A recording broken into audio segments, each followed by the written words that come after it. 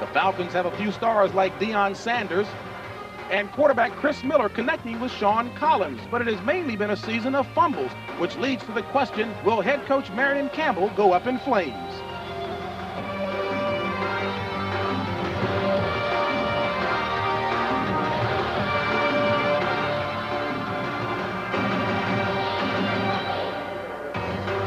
A sold-out Superdome here in New Orleans, Louisiana, site of today's NFC West Division battle between longtime rivals Atlanta and New Orleans. And good afternoon, everyone. I'm James Brown. Well, the Atlanta Falcons are building toward the future with a crop of very young but talented players, a crop that includes a sharp quarterback by the name of Chris Miller and a thrill-a-minute cornerback and return man by the name of Deion Sanders. But the Falcons have been plagued with injuries and poor execution on the field. Now, the Saints, on the other hand, are an upper echelon team that struggled to a 1-4 start, but they've been awfully impressive in their last 2 victories. And while Jim thinks the team's president and general manager did not get the commissioner's job this past week, to a player, they're all happy that the architect of this winning program is still here. We're using his Midas touch. And a man who certainly had the Midas touch out on the football field during his heyday as my partner, Ken Stabler and Snake, Jim thinks his ball club has really been flexing its muscles the last 2 weeks. Well, Bobby Hebert's having just a great season. He's a number 2 rated passer in the NFL behind Joe Montana. You throw in Dalton Hilliard, you get a strong slashing type runner who is an excellent receiver. Defensively, that's where they get their bonus. Their defensive line is really starting to apply the pressure. Snake, the Falcons indeed are sprinkled with a lot of talent, but if they don't start to win soon, do you think they'll run out of excuses? Well, the Falcons have 10 number 1 picks on this team, including starting quarterback Chris Miller. But his development has had to come with a lack of a consistent running game and always having to play catch-up football. One of the bright spots on defense, of course, has been Deion Sanders. This team has to play better now, both for themselves and for Coach Marion Campbell. The Atlanta Falcons have won the coin toss and, of course, have elected to receive. Falcons not very successful on the road recently, losers of 6 straight. We'll get a chance to see on the receiving end of this accurate foot here, Morton Anderson, place kicker for the New Orleans Saints. Opposition starting average on the 19-yard line, so he's been booting them good. But the man who is dangerous, Deion Sanders, leads the NFC in punt returns and in kick returns. Take a look there, 21.2. He can do it.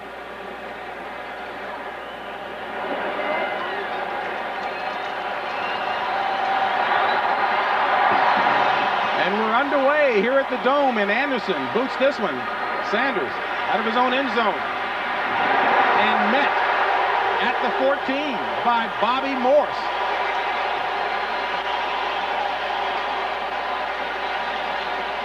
Chris Miller, 3rd-year quarterback, University of Oregon, will lead the way.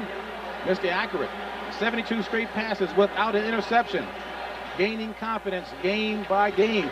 He's got a banged-up offensive line that will be doing the protecting. Ralph Norwood in to replace the injured Mike Ken, the 12-year veteran, and Wayne Radloff in to replace the injured Stan Clayton.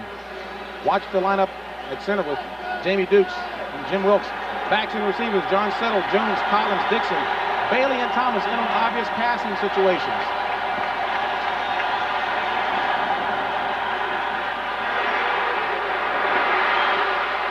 And Keith Jones takes it up near the 1st down marker. An 8-yard run by the rookie from Illinois.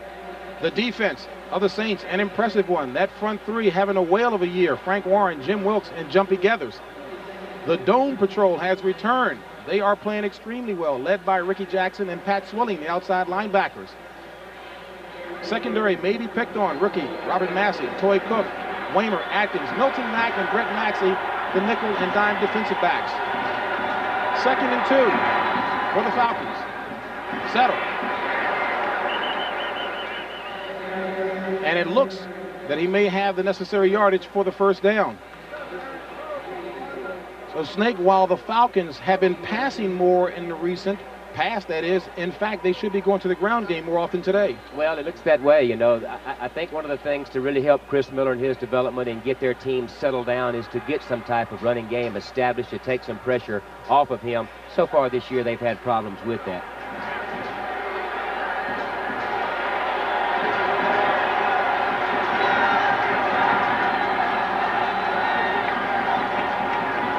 Jones. Broke from behind by Sam Mills. Gain of only a 1. Two-time Pro Bowler Sam Mills really doing a great job with Vaughn Johnson of stuffing the run. Yeah, that's one of the things that this group of linebackers called the Dome Patrol, tagged that by Ricky Jackson, is they really flow to the ball. You try to bounce outside with this group, they run to the ball very well. I think most success running against them has come when you run straight at them. Saints defense #1 in the league against the run. And he knows a little bit about defense himself, Marion Campbell, head man of the Falcons. 2nd and 9. Miller completes his first pass of the game to Ron Heller.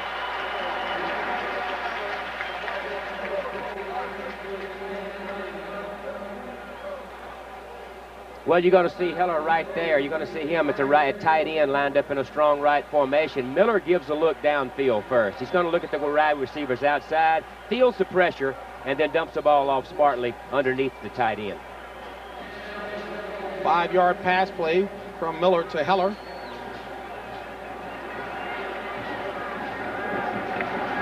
It'll be a 3rd and 4 for the Falcons from their own 30.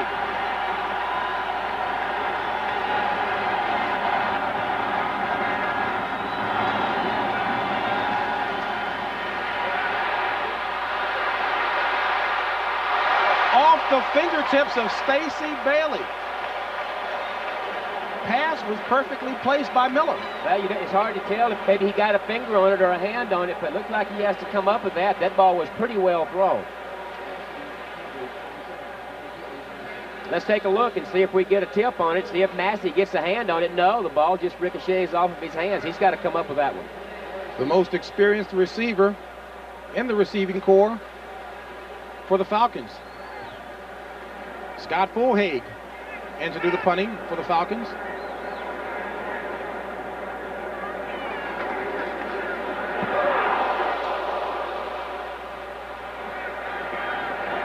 And Harris, the sure-handed one, back for maybe 3 yards. 4-4 hang time on a 43-yard punt by Fulhaig. It'll be Saints ball when we come back. Here at the Superdome, no score, Saints ball, and one of the reasons Jim Moore has been pleased with his team's play all year is that they've been starting with excellent field position. It means so much to a quarterback to get that ball out there in good field position. One of the reasons their special teams are playing very well, and of course their defense is causing the turnovers to give them the good plus field position.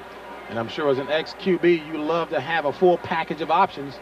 You get it. You get out near the 50-yard line, 40-yard line, it's wide open for you. Bobby Hebert, #2 rated quarterback in the league. Greg Hayward in motion. Hebert with time, complete to Dorian Hilliard. First down.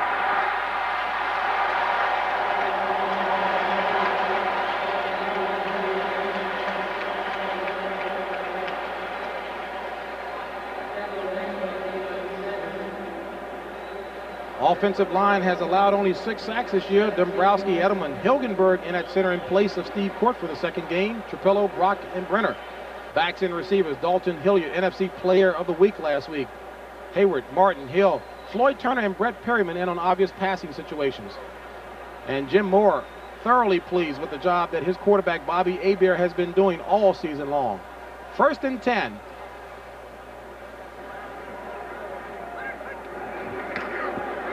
Quick out to Hilliard.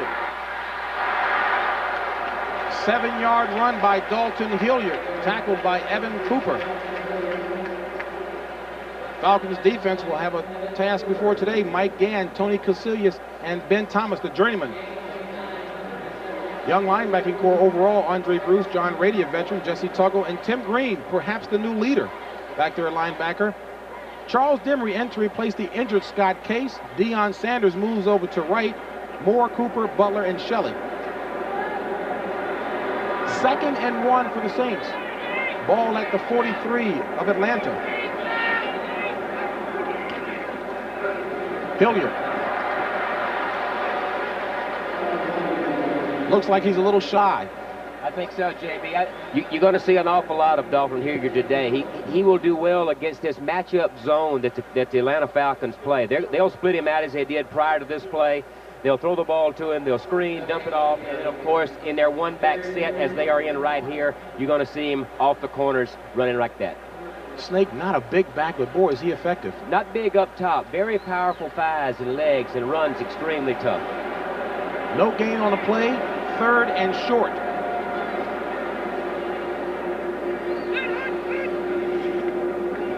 Hilliard, he's got it, and more.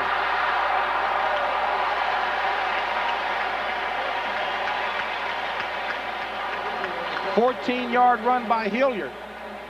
Well, coming off of a great game last week, watch the fullback right in front of him. Watch Hayward. Hayward gets out in front. He's like a pulling guard. He's 255-pound fullback. Watch this block right here on number 22. Knocks him out of there. Dalton Hilliard cuts off of it. Already going good.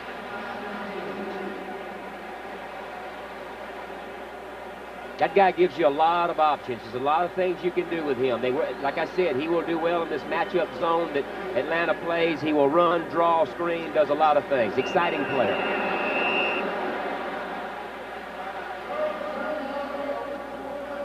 And the Saints call a timeout. Saints on the march. Ball located at the 28 of Atlanta. No score. We'll be back in just a moment. Remaining in the first, no score, but the Saints on the march, and there are more celebrated rivalries around the league: Minnesota, Chicago, Washington, Dallas. But this one is a heated one, and you know as well about that, Snake. Well, here in the early 80s, and you could feel the rivalry. The geographic location of both teams brings a lot of people. They sell this place out, but you talk to the players, and they say the rivalry has kind of died out some, and it's more of a interdivisional rivalry now. 1st and 10 for the Saints.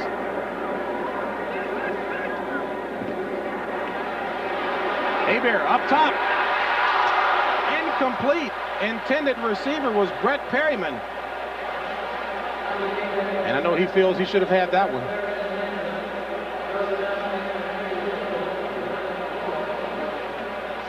Well, here's a guy they're going to put the pressure on right down through there with Perryman. They try to make the weak safety. They make him react. He drops straight back. There's where the pressure comes by putting 2 receivers in his area. He makes a nice reaction to get a hand on the ball. Robert Moore, number 34. 2-back set, Hilliard, Hayward. Brett Perryman, boy, he would love to get a catch. More for than just football reasons. Hilliard. Dalton Hilliard running down to the 21-yard line. Good blocking by that line up front. Brett Perryman, I mentioned that he would certainly benefit from a catch more than just for football reasons, has had a really emotional roller coaster. Well, he's had an awful lot of problems. His mother had a severe stroke and passed away, and of course he has 2 children that he is responsible for. He is trying to play the best football he can. He's had to fight off injuries, a lot of emotional problems for him. And only 24 years of age. 3rd and 2. Hayward in motion. Now Perryman in motion. Hebert with time. Complete to Hilliard for the first down. And touchdown, New Orleans.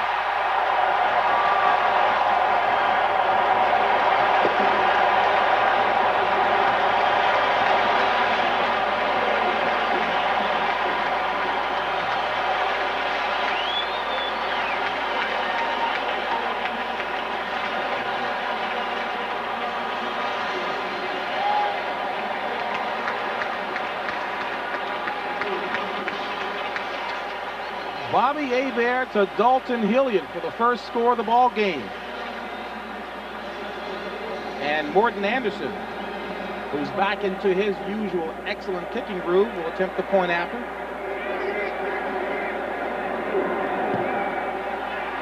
And the Saints lead it 7-0.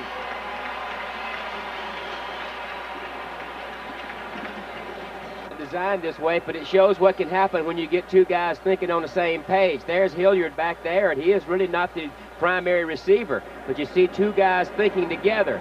He moves around back there. Hilliard finds an open spot, waits for the ball. Bobby Hebert, who's been finding him all year, finds him again, and there's the result. Touchdown. Gordon Anderson gets a low liner. Might have been a little bit of respect for Deion Sanders. And Atlanta will bring it out and operate from its own 20.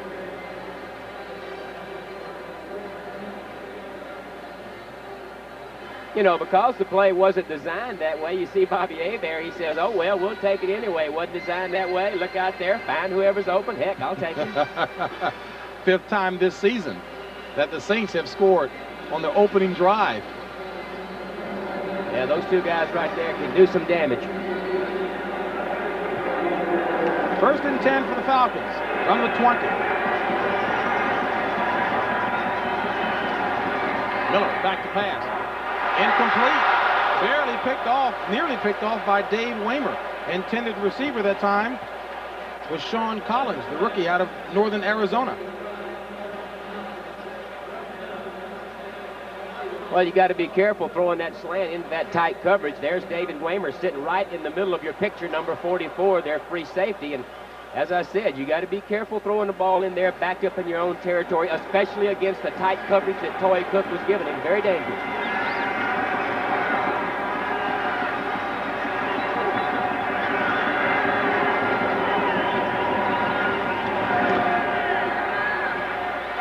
Batted down by Frank Warren. Warren at 6'4", 280, 9th-year player out of Auburn. Talked to him yesterday and talked to that young man yesterday, and he hasn't been a starter in 8 years. He understands now that he had a chance to start, so what did he do? He went and worked harder in the offseason, a little bit heavier, a little bit stronger. Saw the light at the end of the tunnel, and he's having a tremendous year. He was very candid about how he had not worked hard in the offseason prior to that. 3rd and 10 for the Falcons.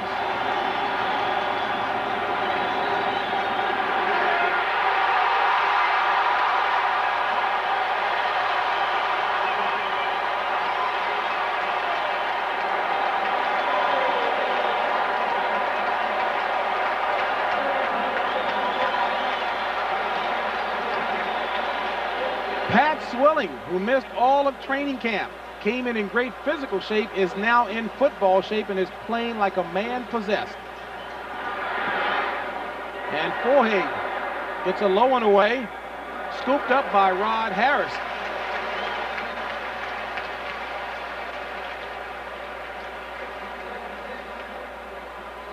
Well, here's Swilling. They put him down like in a defensive lineman stance and let him go after the passer, and that's what he does best. Like JP said, he missed a lot of training camp.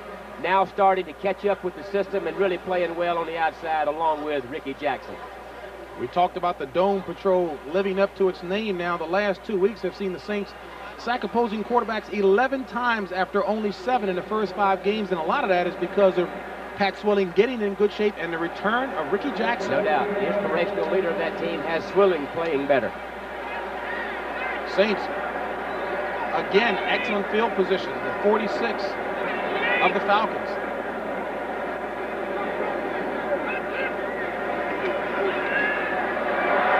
Going up for Hayward and overthrows Craig Hayward.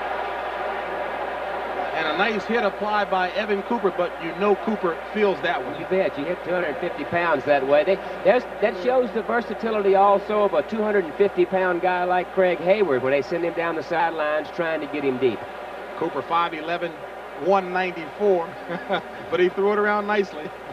You think Hayward felt it at all? Another guy who's starting to catch up with things. Came in a little late into training camp, missed some things, got behind, broken bone in his hand, kept him behind. He's starting to get a little healthier now and starting to really contribute. Tried to make us believe a few weeks ago he really did have a tough off-season program. Came in 30 pounds heavier.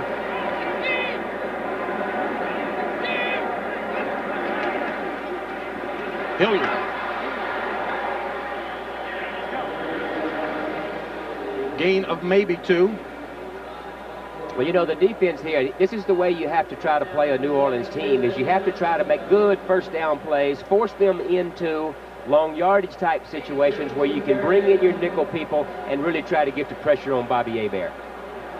Falcons defense has not had the pass rush that many would expect with some talented linebackers like Andre Bruce, Marcus Cotton, and Tim Green. Well, you know, maybe they really haven't turned to guys loose like Andre Bruce. Still learning, feeling his way along.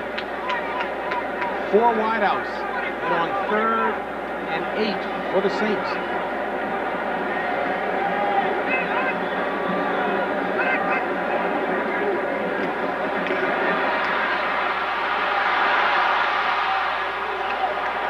Hebert inside the 40 to about the 39-yard line. Well, as we said, that's the ticket right there, is to get those long yardage situations where you know he has to throw the ball and put the pressure on Bobby Hebert. You let him get in those short yardage situations, the 2nd and 5s, the 3rd and 2s and 3s, and they're trouble. Tommy Barnhart on to punt for the Saints. He'll be punting to the most dangerous punt returner right now in the NFL, in Deion Sanders.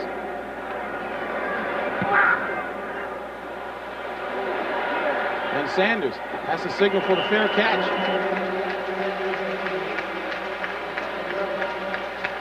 A 28-yard punt, more importantly, decent hang time that prevented Deion Sanders from being the threat that he is.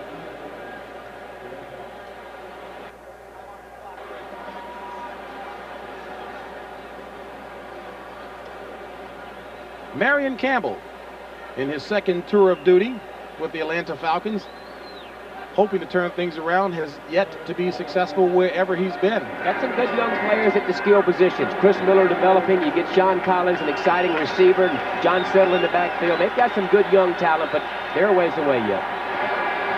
From their own 11, this is Keith Jones. Flags on a play as Jones was slowed up in the backfield by Robert Massey.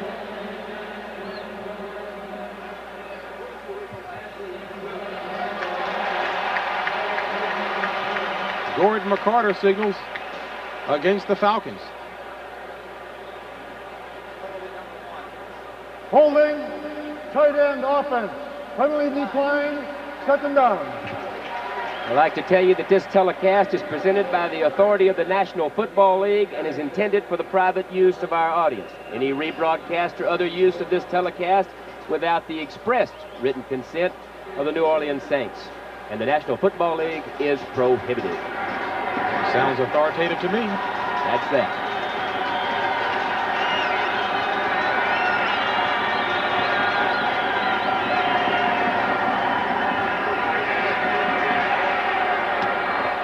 Incomplete. Route run, that time by Floyd Dixon, in and out of his hands.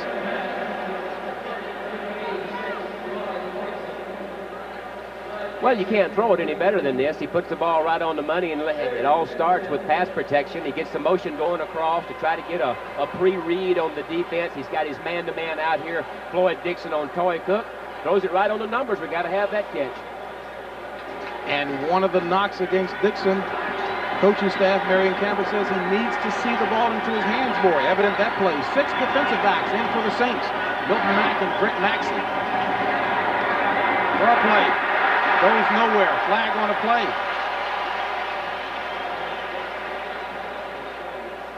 Vaughn Johnson might have been the man. Got back there a little too quickly.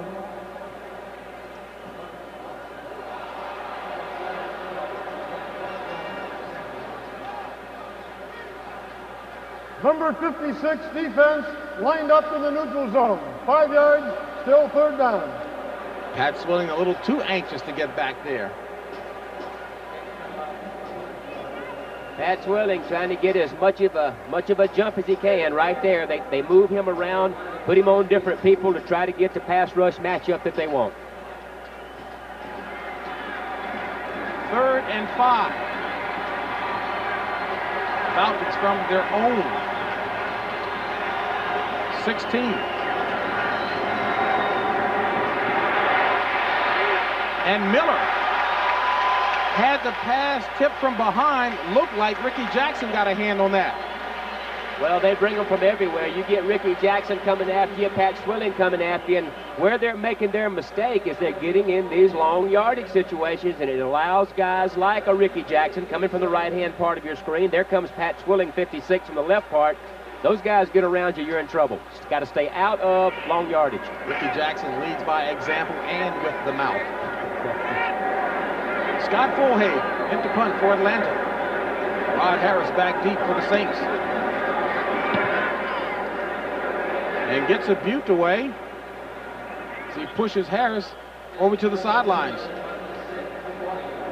A 43-yard punt by Scott Fulhay. Saints will have it when we return. Long-time rivalry between these two clubs, a game that was sold out 6 weeks ago here at the New Orleans Superdome. James Brown along with Ken Stabler. Saints on top 7-0. Well, the man who was bypassed for commissioner this week, right in the middle there, Jim Finks, a classy individual. Well, I think, would have made a terrific commissioner, but you talk about the people around this franchise, the coaching staff, the players, everybody connected. I think they're really happy that he's going to stay with this franchise. One of the main reasons that they are excited again.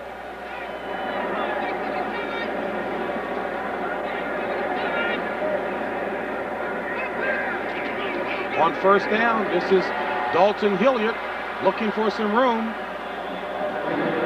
Well, Jim Finks obviously very close with the new commissioner, Paul Tagliabue, had nothing but praise for him. And again, I think that's in keeping with the kind of professional that Jim Finks is. Yes, Tagliabue was an excellent choice, and that man is just a very classy individual, very involved around the New Orleans area, and they are extremely happy that he is staying with this ball club. He has brought in players that are playing an exciting brand of football and has his New Orleans people having a lot of fun. And as we heard from Paul Tagliabue on the NFL Today show, a real extensive agenda, but I was really amazed at his refreshing candor.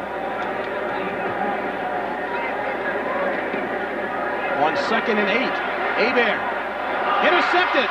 Charles Demry.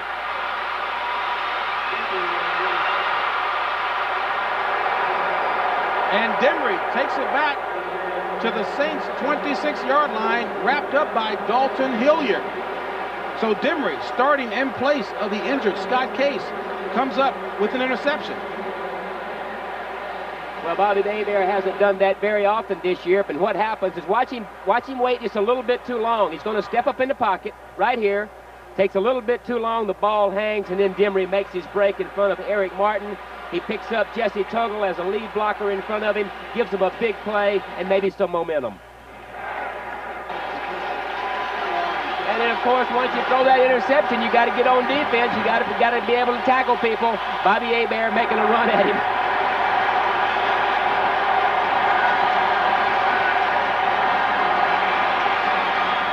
Complete. Collins.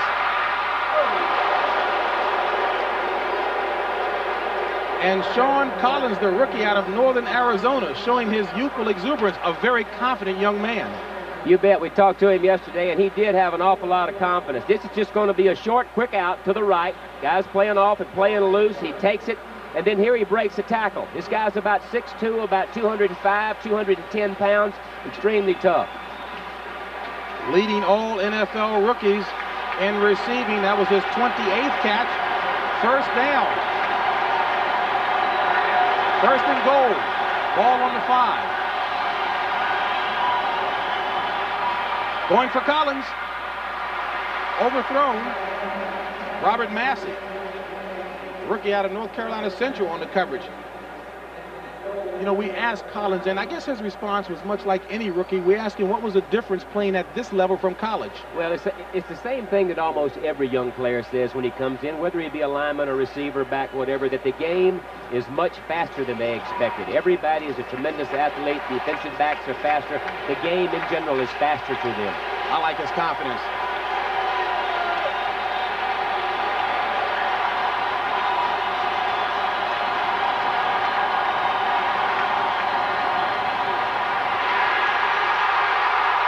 Swilling.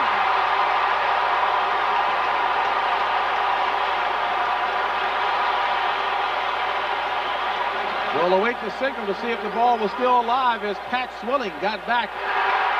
And the Saints have the ball.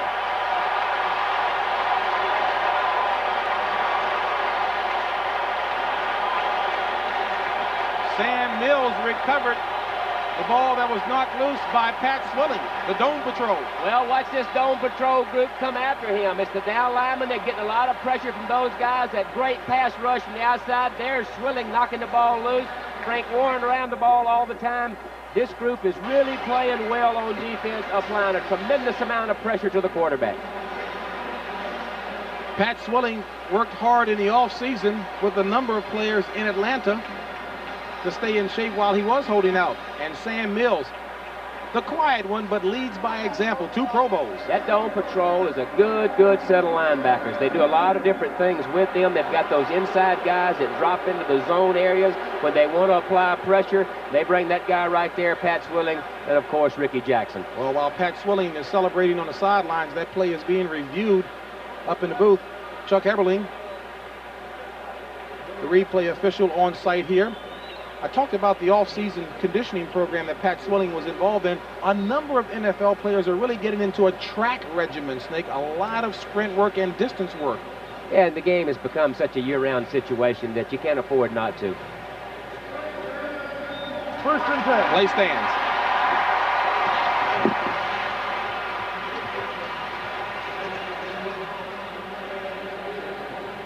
And the communicator, Jerry Wynn, on site today as well.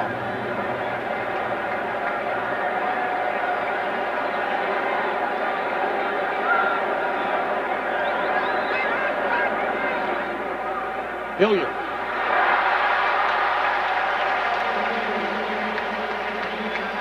Dalton Hilliard, 9-yard run. Snake, we talked about those powerful thighs. He says he's never lifted weights a day in his life. Just a naturally strong lower body. We talked to Tim Green, the linebacker for the Atlanta Falcons, and he said what you have to do against this guy is stay home because of the cutback. Now watch this. He gets up in the hole, and there's the cutback right there, cutting off the blockers. You have to stay at home, and you really got to wrap that guy up. Uncanny ability to maintain his balance. Hilliard and Hayward, the backs. This is Hayward. He's got the first down. On the defensive side of the ball, JB, I think this Atlanta Falcon team, they've got to stop the run. Of course, that's the situation in almost every case. Is the first thing you have to do is stop the run. But this New Orleans team is much better when they are able to run the ball. Atlanta comes into the game ranked only 24th in the league against the run. Work cut out for them today. You bet. First and 10 for the Saints. 1:03 remaining in the first quarter. Saints on top by the score of 7-0. Hayward to the top of your screen.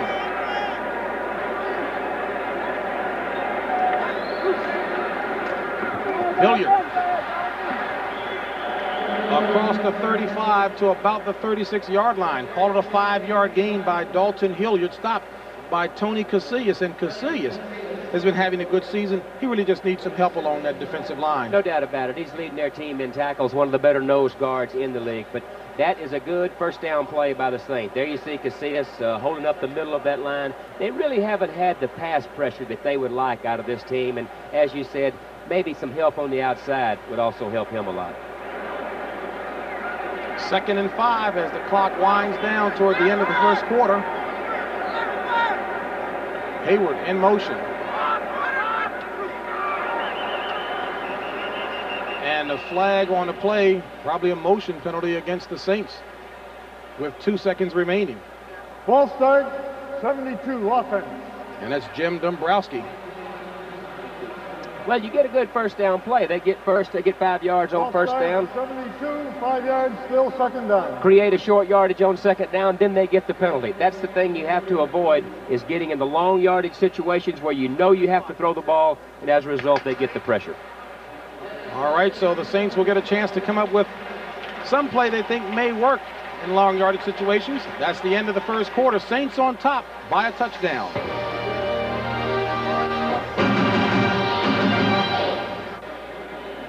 New Orleans Saints on top 7-0 as you take a look at the skyline of the Big Easy, New Orleans, Louisiana. Good hospitality here. I hear the nightlife is pretty good. I mean, that's secondhand information, but I hear there's some fun out there. Well, all right, and folks who will be attending Super Bowl 24 will be here as well. You see, this has been the host dome for 6 previous Super Bowls. 2nd and 10 for the Saints, operating from their own 31. Hilliard. And Dalton Hilliard getting some good blocking on the right side of that line. Trapillo, Stan Brock. And we talked about Super Bowl 24 being hosted here at the Dome, and this will be the host location for the NFL Today crew. Behind that glass, straight ahead there. Comfy location. They'll be bringing you all the sounds, sights, actions of Super Bowl 24. Brent Irv, Dick Buckus, and Scoop McDonough. That'll be January 28th. Ought to be good. It'll be a fun one. 4 wideouts in for the Saints.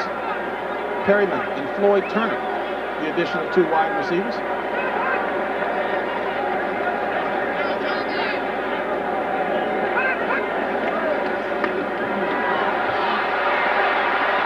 Hebert complete to Turner. And Turner comes up with the first down. A big catch by the rookie out of northwestern Louisiana. At that time, they clear out with those outside guys. Bobby gives a first look downfield, the deep thing, and then they come underneath with Turner. I think there, the thing you have to like is the extra effort there at the end of the play to get the first down. Again, some impressive rookies in today's game. Floyd Turner, 3rd amongst rookies in the NFL with 14 catches. That was number 15. Jim Moore really said he did maintain a level head during that 4-game slide, and that was reinforced by the players. I think that's awfully important, too. The coach sets the tone. And Bobby Hebert saw something he didn't like as he signals for a timeout. And it's hard to say what. You never know, you know. Formation, personnel, we'll see. Untracked, only 4 total yards thus far in the contest. New Orleans looking impressive with 107. Bobby Hebert continuing to show why he is a 2nd-ranked quarterback in the NFL, and he's getting an awful lot of help from Dalton Hilliard. Snake, we talked at the top about the continuing frustrations of Atlanta with a lot of young talent on the field. Couldn't capitalize on that 43-yard interception return by Charles Demery. You got to be able to get the ball in when you get down there. Another thing they have to do, JB, is they've got to stay out of those extremely long yardage situations where the Saints bring the Ricky Jacksons and the Pat Swilling, lay their ears back and come after you. You know, Atlanta has a history of playing very conservative style defense. The philosophy of Marion Campbell, perhaps they should be just turned loose to play reckless. I think some of their players indicated that. Turn a guy like Andre Bruce loose. Turn Tim Green loose and let those guys go after him. Meanwhile, 1st and 10 for the Saints from their own 42. Hilliard. And the play strung out nicely. Tim Green in on the tackle and play that time and firing him up as he's trying to do now to become the leader. Tim Green, number 99, stringing this play out. Now, there's a guy that could eventually become the emotional leader of this team. Extremely intelligent, smart young man, emotional player. And you take a group of young defensive players, you need that guy, the Ricky Jackson type that can talk things up. Kind of contrary to the academician he appears to be, very bright type. He says, hey, I want to be fiery on the field. No gain on the play. 2nd and 10. Hebert with time, complete to Hilliard. He's got the first down.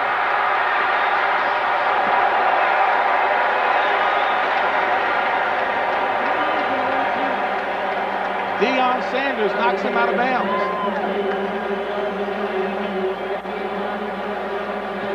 Dalton Hilliard's going to cross right across the middle of your screen right there. Bobby Hebert looking downfield, but finds him right there. Now watch John Tice right there, 82. Watch him peel back on Robert Moore, spring him for another 25 or 30 yards. Number 21 gets loose with it, you're in trouble. Fastest man on the field, perhaps Deion Sanders has to come from across the field to stop this man, Dalton Hilliard. Ball at the 29 of Atlanta. Flag on the play. Complete to Hilliard. And Tim Green perhaps reacting a little too quickly that time.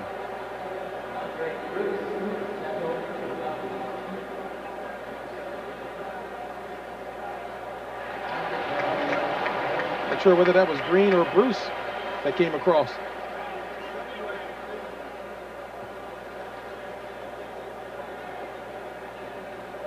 Gordon McCarter doing some house cleaning here. Offside, 99 defense. Penalty accepted, 5 yards, still first down. And that's Tim Green, the man who says I have to have some structure in my life. Me too. That's why he's in law school in the off season. Worked as an intern and on-air sportscaster up in Syracuse. Reads 5 books a summer. That sounds like us. That's us.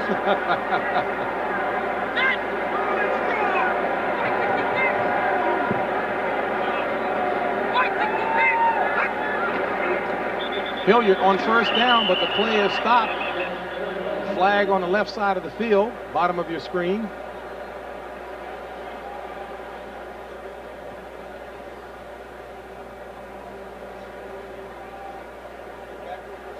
Ball start, right guard. Steve Trapillo. Perhaps the referees are trying to protect the players. They don't call their numbers anymore the last 2 weeks anyway. we were talking about Tim Green and his love of reading. Take a look at his playbook, Snake. Tom Jones, Henry Fielding. Yeah, there's a book out called Snake that he might want to add into that. Interesting reading. That's an impressive list there, but he did say that he would read Snake before going to law school this summer. Always helps in law school. Talk about getting a bead on reality. 1st and 10.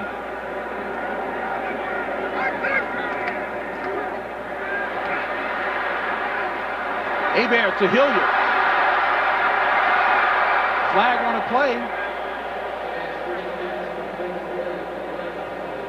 Tell you, talk about being alert. The pass was actually thrown right at the head of Hobie Brenner, but somehow he knew the pass wasn't intended for him because he ducked. Yeah, it was a screen. The timing of the screen was destroyed, and here's our call. Against the Saints.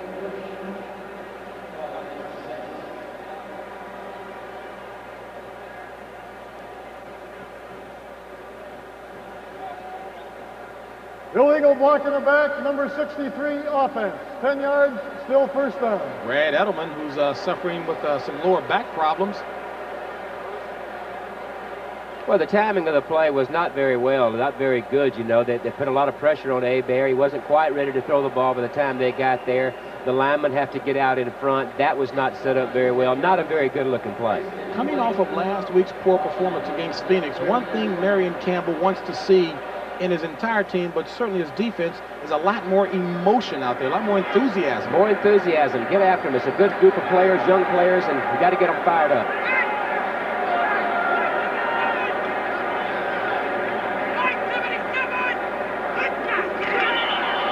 And yet another flag to kill the play. This looked like maybe the 10-year veteran Stan Brock from Colorado. 3 consecutive penalties. 67 offense. And that was Stan Brock. Now, Snake, is that just getting out of sync mentally here? I think so, you know, just a lack of concentration. Everybody knows what the snap count is on, but sometimes a guy like Stan right there will get down there and he starts to think about, what's my assignment? Who do I block? What adjustments do I make? And you forget the snap count. Simple as that. I'm sure Jim Moore knows as well as any that the game is a game of momentum and emotional swings, and you certainly don't want to do anything to defuse what they've had going. Exactly. Jim Finks has really given him some great players to work with. 1st and 25.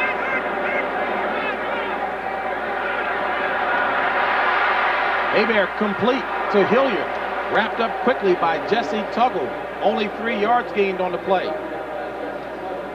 Well, what's happening is Dalton Hilliard is becoming their safety valve type receiver. Bobby Hebert is given the first look downfield almost every time, has nothing because of that zone defense, comes back underneath to Dalton Hilliard.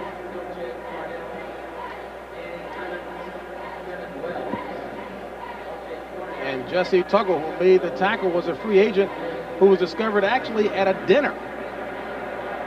His coach had a chance to talk with one of the Falcons coaching staff and say, hey, you really ought to take a look at this guy. They took a look at him, and he's lasted. 3rd-year play out of Valdosta State. 4 wideouts in on 2nd and 22. Hayward. And Craig Hayward bulls his way up to the 30. He's still going to be far shy of the necessary yardage for the first down, an 11-yard run by the head. JB, look at this. How about this? How about 1, 2, 3, 4, 5, 6, 7 defensive backs and 4 defensive linemen? You think they're anticipating pass? They cross them up with a little draw that works pretty well.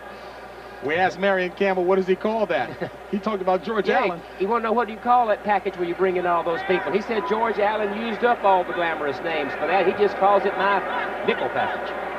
With 7 DBs. 4 wideouts in on 3rd and 12. Hebert complete for the first down to Floyd Turner.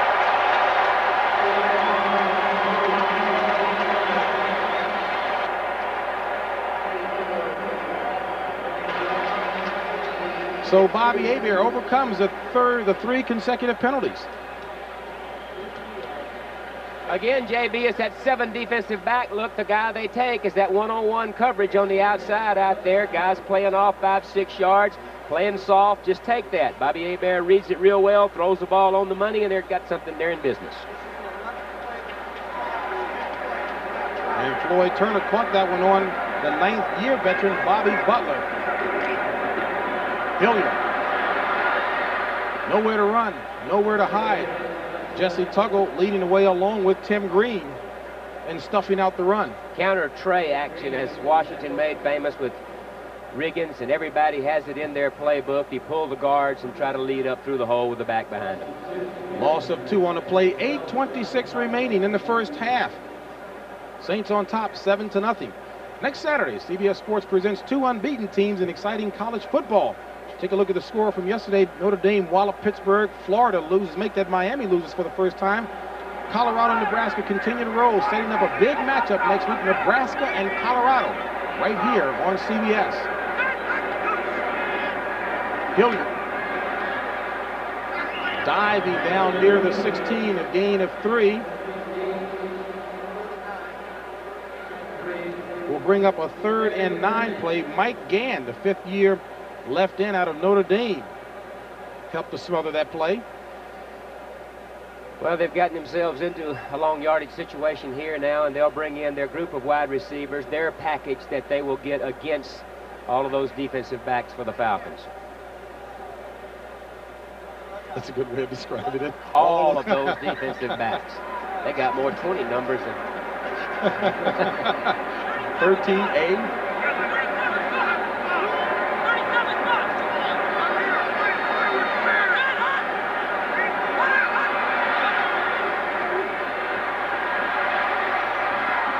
Incomplete. So Morton Anderson will have to come on and see if he can put a few points on the board. Morton Anderson had a little bit of difficulty doing one stretch, but he talked about that. Yeah, a couple of games ago, Morton, he missed a couple of field goals that people thought that he should have made. And in defense of Morton, he was going through a set of holders. He went through 3 different holders during that stretch, and I think that hurt him some. That guy right there is the best in the league, in my opinion. This will be a 32-yard field goal attempt by Morton Anderson. John Forcade, the holder. It's up, and it's good. So 7 for 7 after missing 3 field goals earlier this year, and the Saints are on top by 10. Remaining in the first half, and the Falcons find themselves down by 10. There's the reason why. Only 4 yards total offense. New Orleans having a field day, and again, the Falcons falling back into that pattern, Snake. Same old story for the Falcons, not able to get any kind of running game going, falling behind early and having to play catch-up, and against the New Orleans Saints defensive pressure, that's trouble. Morton Anderson taken inside the 5 and across the 20. Greg Patera, rookie out of Slippery Rock. Well, no question that Atlanta has potential, Snake, but it doesn't appear to have paid off, at least not yet. Not yet. They've gotten a lot of starters. You see the number of starters they've got that out of their #1 picks, but as you say, hasn't paid off yet. It's going to take some time. It's an extremely young team, especially at the skill positions, receiver, running back, quarterback. It'll take them some time. And some frustration expressed by a couple of starters. John Settle was questioning some of the play calling when they were in the red zone, 20 yards in, and Chris Miller saying, hey, I can't audibilize. We'll talk more about that. First down. Play action. Miller throwing for Ron Heller. Snake, why is it important for a quarterback to have the capability to audibilize? Well, you have to have the ability when you come up to the line of scrimmage and you see things out there through game plan and through study and things like that, and you like to be able to take advantage of them. I really don't think that Chris Miller right now has those tools in front of him. They've narrowed things down so much for him because he's young and he is developing, but he wants more. He wants more responsibility. He says it's a touchy subject and he wants to stay away from it, but Jim Hannaford says he's not quite there yet. He'll have that capability shortly. Miller throws it away under the heat of jumping gathers, and Ricky Jackson, there is a flag on a play.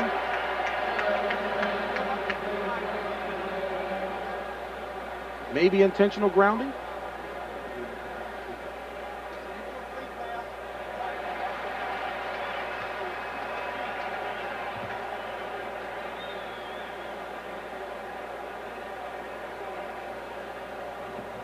Dave Waymer talking with Carter. Ineligible downfield, number 55 offense. Penalty declined, 3rd down.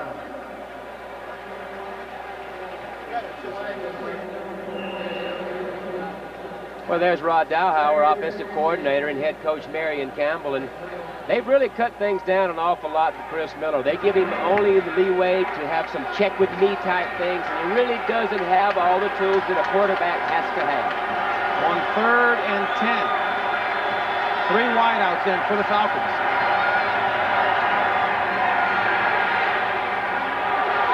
Ball intended for John Settle. Ralph Norwood, the rookie out of LSU, seemed to have gotten in the way on that play and knocked his man down.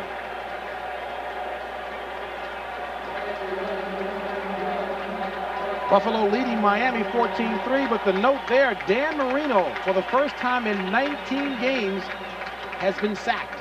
He'll have to wash his uniform this week. Scott Fulhage in to punt for the Falcons. Rod Harris back for New Orleans.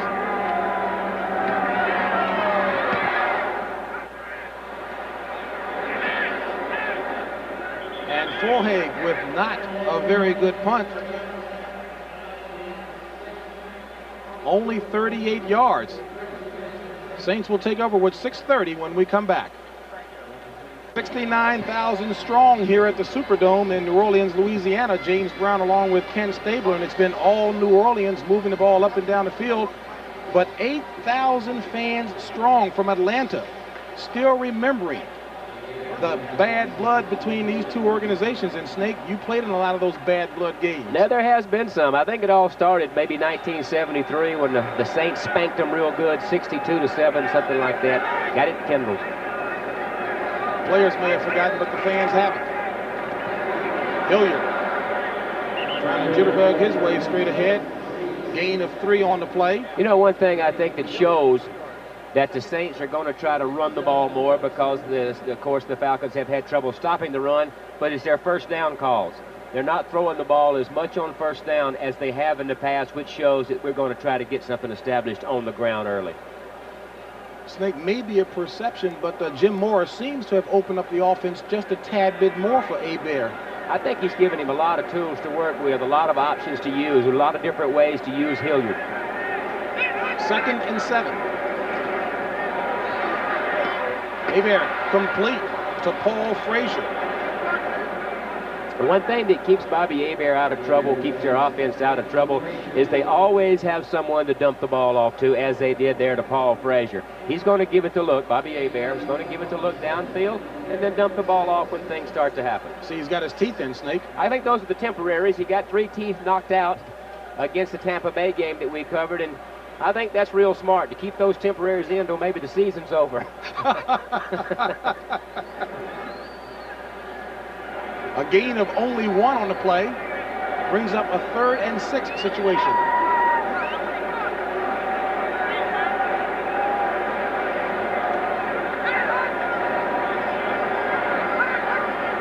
Hebert out of the shotgun. Ball is tipped.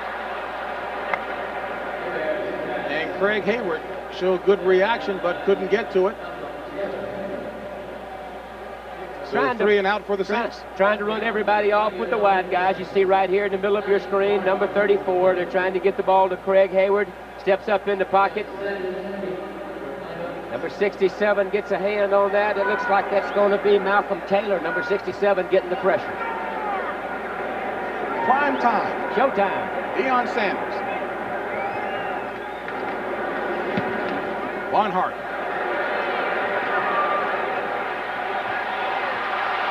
Flags on the play with the 4-2 hang time, and Deion Sanders still made it look exciting, but flags were everywhere. I think he feels adrenaline every time he touches the ball. He's extremely dangerous. 41-yard punt, 8-yard return when there didn't look to be much daylight for him. And this will go against Atlanta.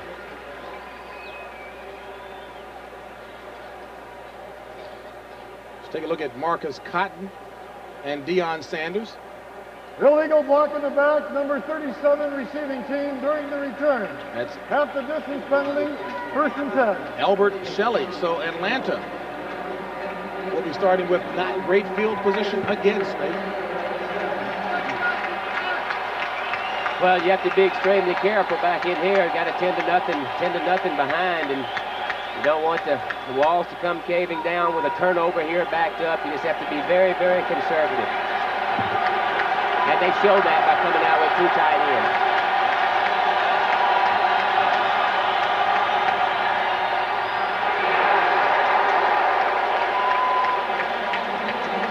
Atlanta tried to keep it on the ground.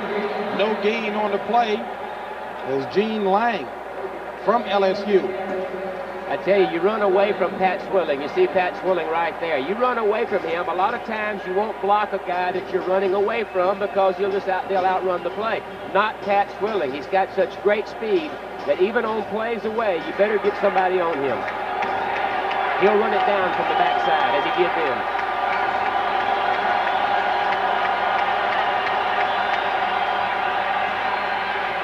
John Settle gets it across the 10, a 4-yard run by John Settle. And the 3rd-year player from Appalachian State showed so well his first couple of years that the Falcons were able to send Gerald Riggs up north to Washington, and in return got a 2nd-round pick in this year's draft. They got Ralph Norwood with it, and the Redskins' #1 draft pick next year. 3rd and 6. From the 11.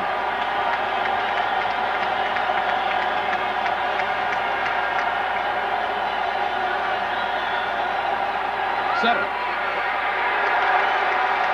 Nowhere near the first down. Yeah, Frank Warren. Yes, very conservative, as we said. Even on 3rd down, backed up like that, their pass protection has not been very good. They've had a hard time containing Ricky Jackson and Pat Swilling. As a result, they elect to go with a very conservative draw. Now, ownership of the Falcons have said that Marion Campbell had not been given enough time in previous tours of duty, both with Atlanta and with Philadelphia, to develop a winning squad, and we'll see what happens here. Scott Fulhage punting. Rod Harris back for New Orleans.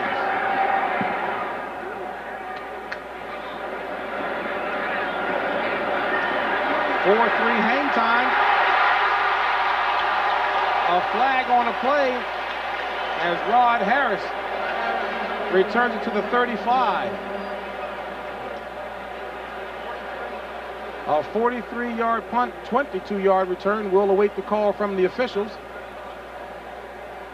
And the one thing that Jim Morris said he liked about Rod Harris is that he's got flypaper for hands. Well, here you can see how the lane develops. Here you are right behind Rod Jones. Now watch him find that seam. There it is right there. Cuts behind, picks up a nice gain. Good return, good field position. And it looks like Rod Harris is still on the ground for the Saints. There you see our old buddy Dean Kleinsmith taking care of Harris. Kevin Mangum, assistant trainer. And boy, Jim Mora would hate to see that because, again, he got rid of Derek Shepard. Shepard, who was an exciting punt returner, picked up when Washington let him go. Punt return guy is usually a backup wide receiver. Sometimes a running back, but usually a backup wide receiver who has the good hands and has the breakaway ability.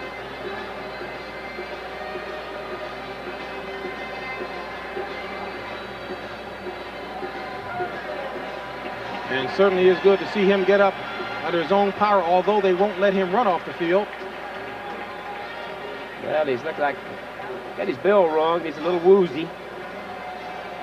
And don't forget, coming up next week here on CBS Sports, next Saturday, Nebraska versus Colorado. Your thoughts? Oh, a tremendous game. Two tough Big 8 teams. Colorado just coming out of nowhere. They've got a little quarterback. Hagan, their quarterback. Bieniemy, good running back. And Nebraska always a very well-coached team. Boy, and Colorado got a victory over Oklahoma, and those have been few and far between for Colorado. Matter of fact, we can quantify that and say the first victory in 33 years. And your old friend, Stan Brock. Stan Brock, yes, Stan Brock. There he is right there, number 67, offensive right tackle for the Saints, and he's the Colorado Buffalo. Big as a Colorado Buffalo, too. He can hit. Great guy. 2:30 remaining in the first half. Saints leading it 10-0. Atlanta not able to do anything on the ground or in the air against the Saints. Frazier trying to pick his way. Not much room to tiptoe through. Again, the first down run, as we pointed out earlier, trying to establish that running game against a team that's had problems stopping the run. Tiptoed his way for 2 yards. I think Paul Frazier fits well in this system. He's the Dalton Hilliard type back that can take a little bit of the pressure off of Hilliard to rest him, to spell him when he needs. Matter of fact, Coach Morris said that Paul Frazier has been playing very, very well. It's just that he's playing behind Dalton Hilliard. And the Saints will allow the clock to go down to the 2-minute mark, leading it by 10. 2 minutes left in the first half, and many of you may have seen earlier this week, Monday, in the USA Today, a cartoon. We've been meeting for months to choose a new commissioner, and all we've done is eliminate Brian Bosworth and Ken Stabler. That's why it took so long to elect a commissioner. They got rid of the 2 best guys. Well, the Boz and the Snake will be meeting this week to figure out what our next move will be. We will surface again. We'll be back. Might you consider a deputy commissionership? Now, I know Paul Tagliabue has really been, kind of sizing up how he's going to go in there and take control. Well, I think so. You know, there's what the meeting really stood for. There's 2 roast beefs, 1 chicken, 1 ham, gentlemen. Sounds very familiar. That's what takes place. That's why it takes so long to come up with a commissioner. Get a good look at your deputy commissioner, folks. Ken Stabler. Right now, the Saints trying to do something with 2 minutes left. And Hebert complete. The tight end, Greg Scales. 4-yard pass play. Charles Demery, as we mentioned, started in place of Scott Case, came up with his first career interception, a 43-yard return. Unfortunately, the Falcons couldn't do anything to capitalize on it. This is the area where the Saints have been extremely successful, is when they create those 3rd, 4s, 3rd and 5s with all those weapons to dump the ball off. Look for Hilliard in this particular situation. Or whoever the single back might be, Paul Frazier. 3rd and 4.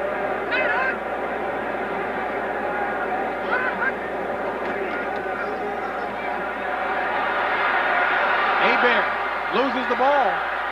Ben Thomas picks it up. Tackled by Jim Dombrowski. Give the credit to Marcus Cotton, 2nd-year player out of USC, for knocking the ball loose. Marcus Cotton, that's what he does best. They bring him in on the 3rd down situations to apply the pressure. Very good pass rusher. Here you're going to see number 51 coming from the right side of your screen. Bobby steps up looking for something. There's where he knocks the ball loose.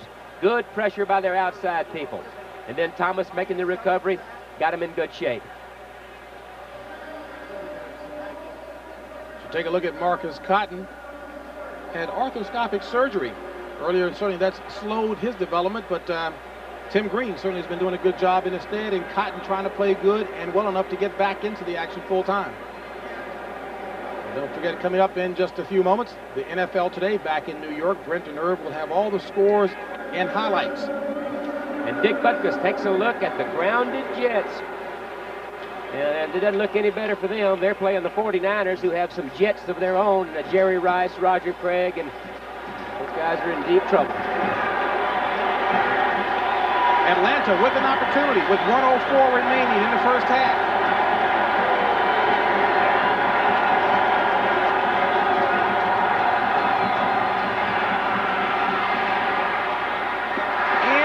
The hands of Keith Jones. And Snake, I know again we're playing armchair quarterback up here, but it looked to be catchable. Well, you know, and Keith Jones, he comes out of systems where they've thrown the ball an awful lot. He played for Makovic, and of course he played for Mike White at Illinois, and those are pro-type set offenses. But first rule is you've got to catch the football. Here he looks at his blocking assignment. The guy does not come, then he releases that right there. But first rule, catch the ball.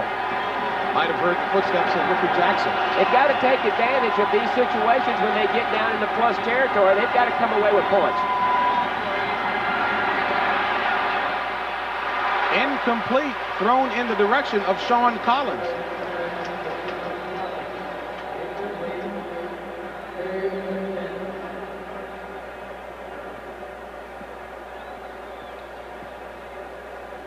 The young man we were talking about, Keith Jones, Coach Moore of the Saints really likes this young man.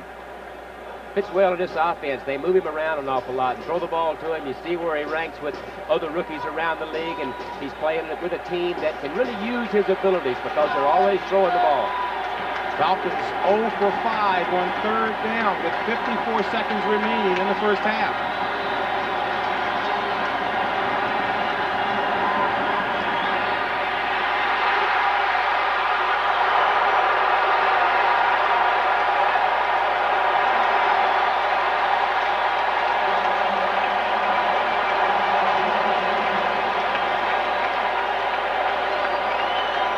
You saw it. Pat Swilling knocked the ball loose. Frank Warren recovered. Well, they didn't take advantage of their field position. They got themselves in long yardage, and long yardage against this team is just trouble. Get Pat Swilling is all over the ball, knocks it loose. Frank Warren recovers, and I'm telling you, you hate to keep saying it over and over and over, but long yardage against this team is tough. Emotional group of players. Pat Swilling getting that group fired up. Ricky Jackson, Warren, they're a tough group. And talking with Steve Sidwell of the Saints, their defensive coordinator said, you know what, we don't really blitz, but they don't need a blitz with the dome patrol playing like that. They really haven't had to do a lot of all-out blitzing because they're getting the pressure from their down people also. Defensive line. Hayward. Nice play selection. They spread things out like it's a passing formation. Hit the draw up in there. And Dalton Hilliard is out with a bruised knee. He will be back, though.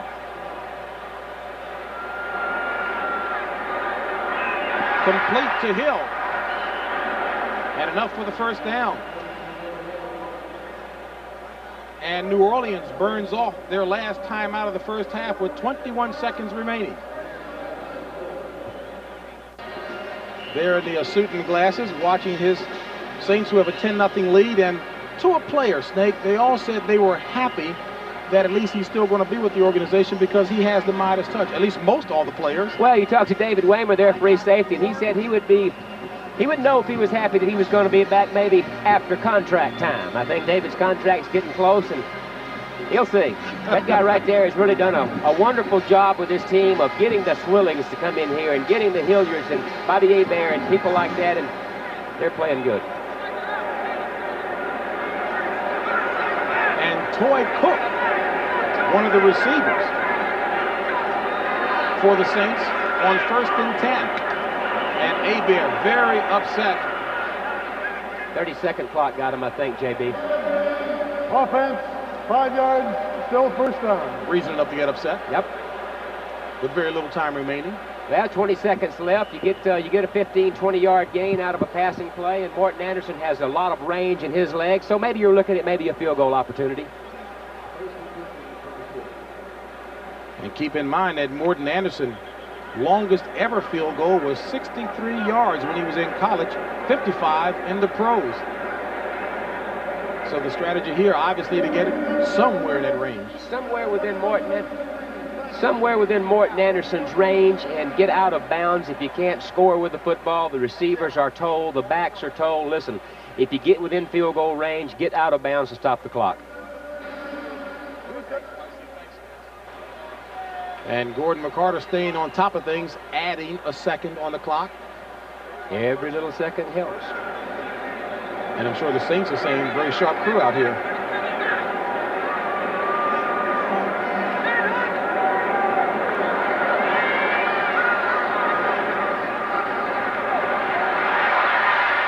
Complete to Hill. They've got to hustle. They've got to hustle. They've used all their timeouts. 12 seconds. They've got to hustle.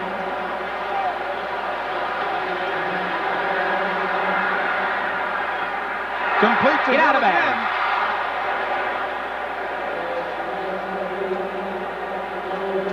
And couldn't quite work it to get Hill out of bounds. They got the yardage, and that man right there was anxious. Well, they take a shot at that, you know, and I think Bobby may have makes a mistake by throwing it to the guy in the slot because he just got too far to go to get out of bounds with 10 seconds left. Takes away an opportunity to maybe put some points on the board. And the man he's talking with there, Carl Smith, the offensive coordinator and quarterbacks coach. Yeah, we talked to him yesterday. They're very secretive about what they try to do, so he's got them going now. And that's the end of the first half with the score, New Orleans 10, Atlanta nothing.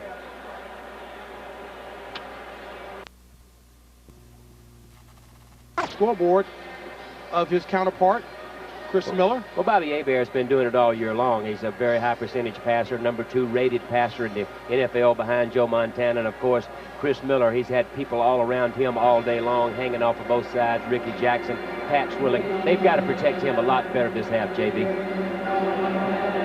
We talked about Bobby Hebert being the number 2 rated quarterback in the NFL, and he's ahead of some pretty impressive names. Well, there's an awful lot of good quarterbacks out there, and he's established himself as one of the best. McFadden's first kickoff of the day. Gene Atkins from the 5. And flags fly everywhere as Atkins flies up the field to about the 33-yard line. But we'll await the calls from the lead referee.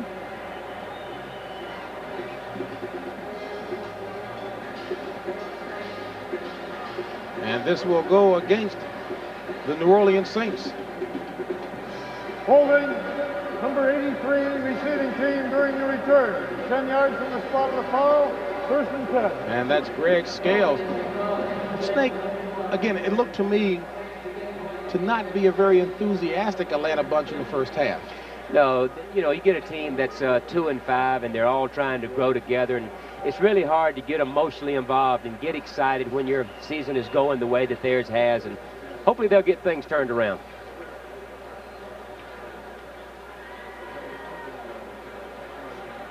Saints, 1st and 10 from their own 16.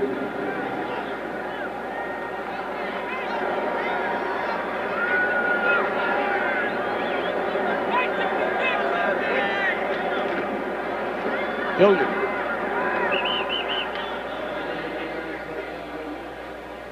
Well, by now it's well understood that the selection of a successor to Pete Rozelle as NFL commissioner was indeed a painstaking one. Took 11 total ballots before finally Paul Tagliabue came out in the process. Abraham Lincoln, it took 3. My rookie year. James Garfield, 36. Woodrow Wilson, 46. But hey, the all-time number, take a look at this one. Franklin Pierce, 49, but the all-time number, 103 ballots it took for Democrat John Davis to be selected back in 1924.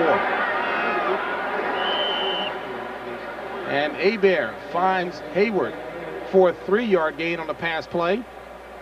Atlanta's zone defense is dropping off in the zones, making the New Orleans Saints be very patient on offense, forcing them to take the dump-offs to Craig Hayward, as you see right there. We'll bring up a 3rd and 4.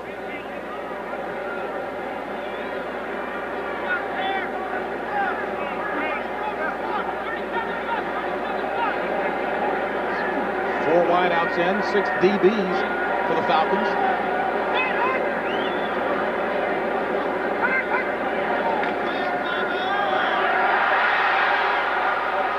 And somehow Hebert got that one off, and he literally had people hanging on him. Well, the reason Cotton's getting in there, watch number 51 at the bottom of your screen. Watch his speed. Watch his speed against Dombrowski. He's out-quickening him. He's taking an outside rush, and then his speed, he just runs right by him and gets a hand on Bobby Hebert. Dombrowski's got to sit back and get out a little faster. Tommy Barnhart in to punt for the Saints. Not a particularly strong leg, according to Mora. And Mora says he's very confident with him back there because he's been in tough situations before.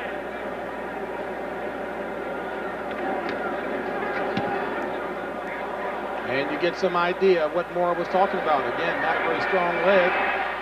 Sanders picks it up. Only 3-1 hang time on that one. Brett Maxey stops Deion Sanders. A 32-yard punt and 8-yard return by Neon Deion. Coming up next here on CBS Sports, doubleheader day, Philadelphia against Denver. And Denver has really been playing some super defense. New defensive coordinator in there now, Wade Phillips. Worked with Wade when I was here with the New Orleans Saints, and he really has that Denver group playing well. Falcons with ideal field position at midfield. First down and 10. Settle. Gain of 1.5 yards, maybe. These are situations they're going to have to take advantage of, JB. Like we said at the break, at the half, that they didn't capitalize after the interception, didn't capitalize after the fumble. They get good field position right here. They've got to take advantage. And Settle slightly behind last year's productivity. I think that's because this team is always playing catch-up, and they just haven't had the opportunity to run the ball. Wilkins and Heller, the two tight ends, in on 2nd and 9. Play action, complete to Settle. And Settle is run out of bounds, shy of the first down marker by about 4 yards. Sam Mills runs him out of bounds.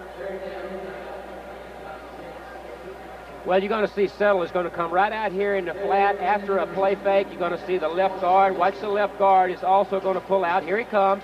Comes out, picks up Ricky Jackson. There's a little pass into the flat to Settle. A little more of that might help situation. Milton Mack and Brett Maxey in. Dime defensive package for the Saints on 3rd down for the Falcons.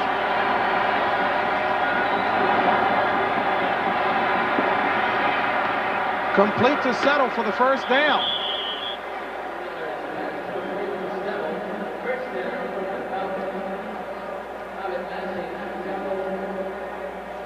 Well, a matchup you like is when you can get Settle, number 44 coming out, but you can get him on a linebacker. They get him on Vaughn Johnson, number 53. That's the mismatch that you're looking for. Now they've got something going. Super job of blocking and protecting also provided by Houston Hoover, number 69, second-year player from Jackson State. He's got about 25 relatives here from Yazoo City, Mississippi watching. Two tight end formation again. Settle.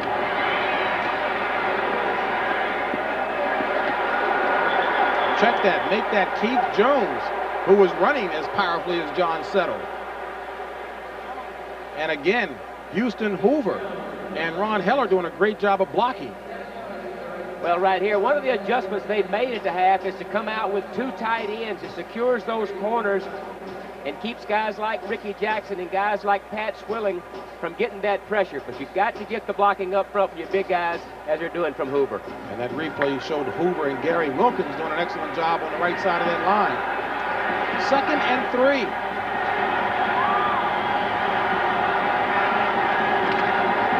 Settle. Grabbed from behind by Frank Warren.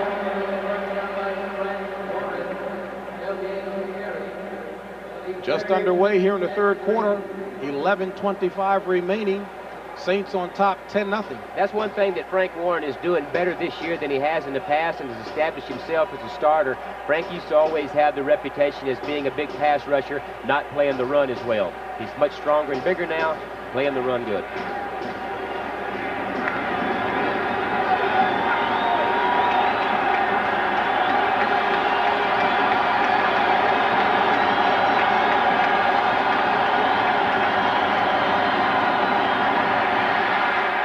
Complete to Jones. Let's see where they mark it.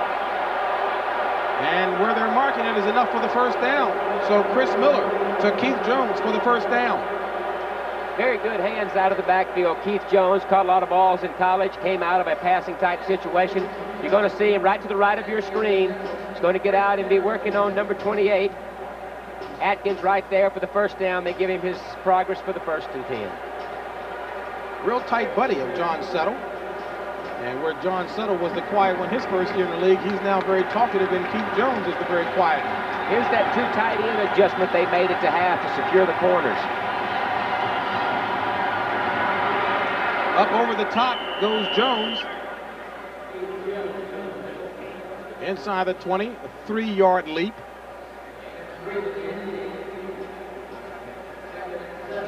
They use that guy right there a lot like the Saints used Dalton Hilliard. They move him around in the formations.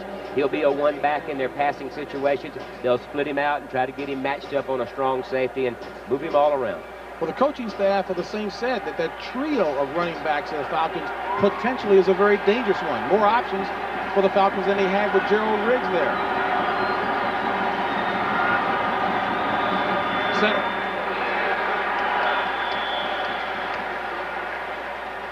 Second effort gives them about 1.5 yards. Vaughn Johnson and Frank Warren in on the stuff. Green Bay and Detroit, the first meeting between father and son. Willie Pete, of course, the running back coach at Green Bay, and Green Bay is leading that one, 13-10, and Rodney Pete, of course, the quarterback for the Detroit Lions.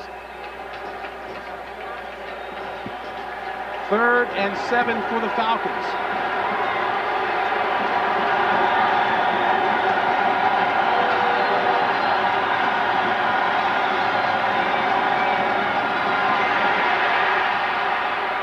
Complete to Collins. Touchdown, Atlanta.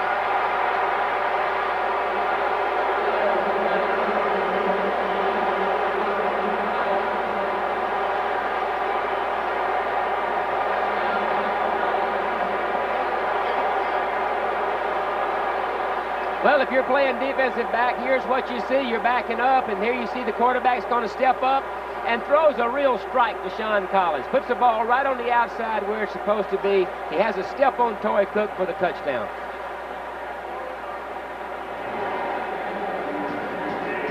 And McFadden, the barefoot kicker, will attempt the point after.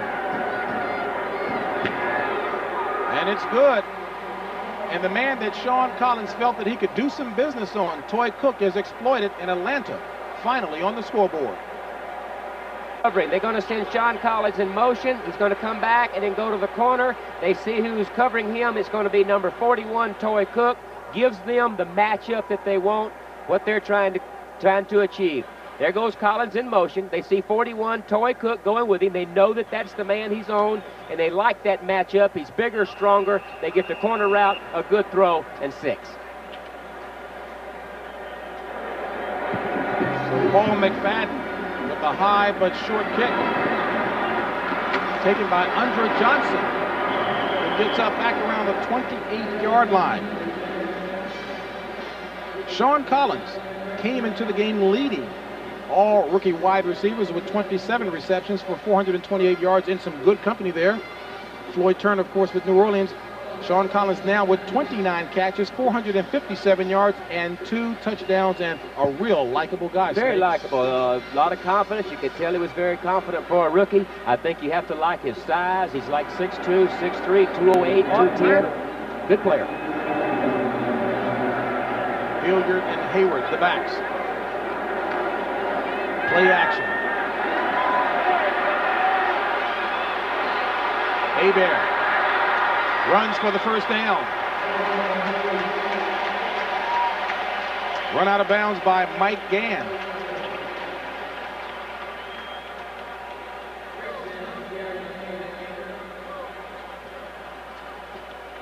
Well, Bobby does the right thing by pulling the ball down and running with it, but here he holds the ball up in the air, right here. Watch that. He does that to try to make that defensive back stay back as far as possible so that he can get on up for more yards. When you're running for your life, you can pick up a few extra... Always know where the sidelines are. A few extra yards when you're running scared. First and 10 from the 40. Flags on the play, Andre Bruce. So Andre Bruce, second-year player out of Auburn, didn't get back in time.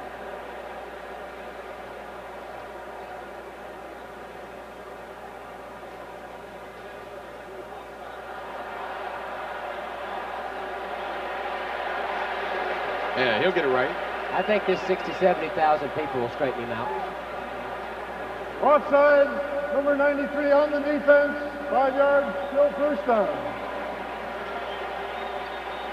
Really, Andre Bruce has really not come in to be the type of player that they expected. He's still in a learning process and has to do more thinking than reacting, and I think that will come with more experience. Some of his own teammates said they would like to see him just turn loose from the right side of the defense.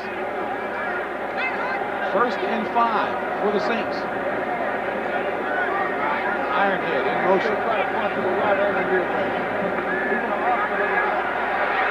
Complete to Hilliard.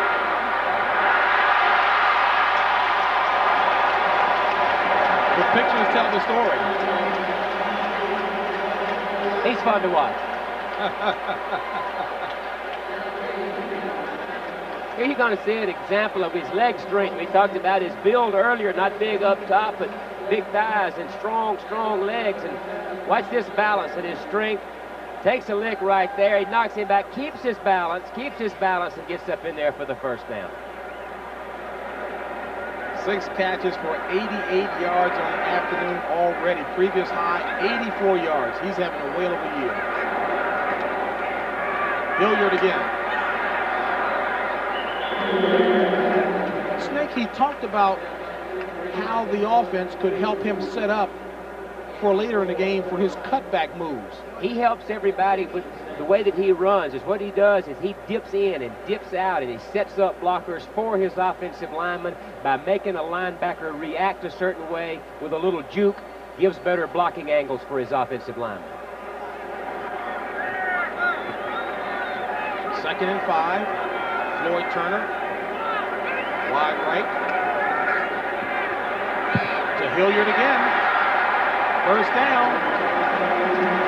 Well, on the playground, we say you milk it until it runs dry. Exactly, and as we said earlier, they're playing a matchup type zone. It's a zone where the linebackers will drop out of there. There is a guy that's kind of free in the middle that you have to be aware of, but anytime you play those type things, as you said, you just keep dumping it to your backs and tight ends until they stop it.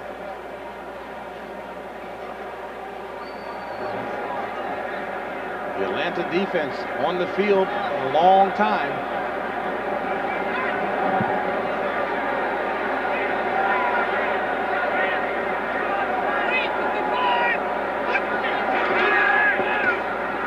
Hilliard, flag on the play. And a loss on the play as Ben Thomas grabs him by the shoulder pads. Ben Thomas, a journeyman lineman. And that will go against the Saints. Illegal motion, 67 offense, penalty decline, second down. Your good friend. Yeah, it's our Buffalo buddy, Stan Brock. Stan's been a long-term player here, and he's been a really outstanding leader on this team. And Stan Brock is a good football player, good pass protector, good run blocker. A loss of 3 on the play will bring up a 2nd and 13, and you see how valuable this guy has been, catching and running.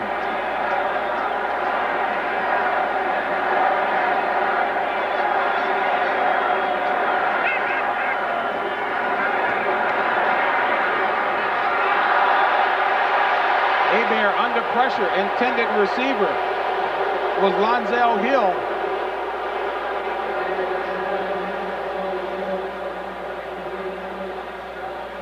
Charles Demery. Right-hand side of your screen, here they come, the linebackers. Here comes Rady, and here comes number 58, Tuggle. One of the ways to try to get more pressure on Bobby Hebert, bring those linebackers.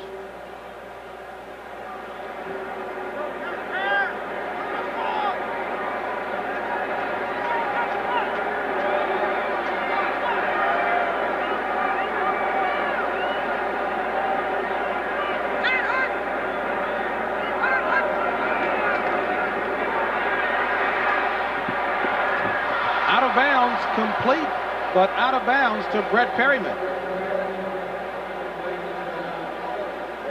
Well, there's been a bright spot for this Atlanta team. A very exciting player. Has the ability to play both corner positions. Good punt returner, kickoff returner. Very dangerous. When we talk to the Falcons about who the defensive leader is, they really don't claim one, but they think this guy, Deion Sanders, could be it. Certainly has the ability to back it up, too. But they want him to be with the squad a year.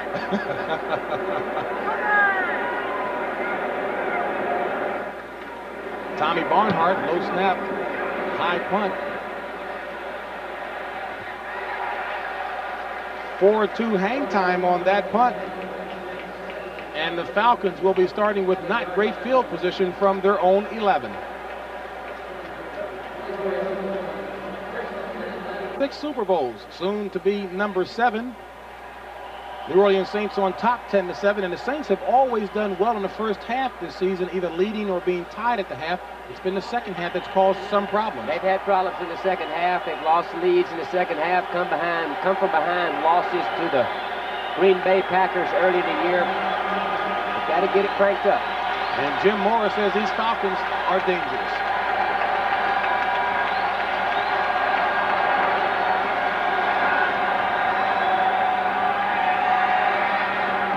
Complete to Lang, and Lang with the first down. Good second effort by Gene Lang, 6-year player out of LSU, playing in front of his hometown fans. Gene Lang, formerly with the Denver Broncos, they use him the very same way there as they do here. They use him at tight end some, throw the ball to him, they'll line him up in the backfield, send him in motion and get the ball to him. Versatile player. I'd hate to see his family's grocery bill for this weekend. He took half the Atlanta squad over to his house for dinner yesterday.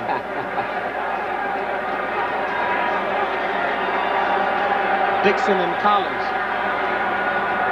Now Lang as the wideouts. Settle the ball carrier. Up near the 34-yard line. Gain of 5 on the play.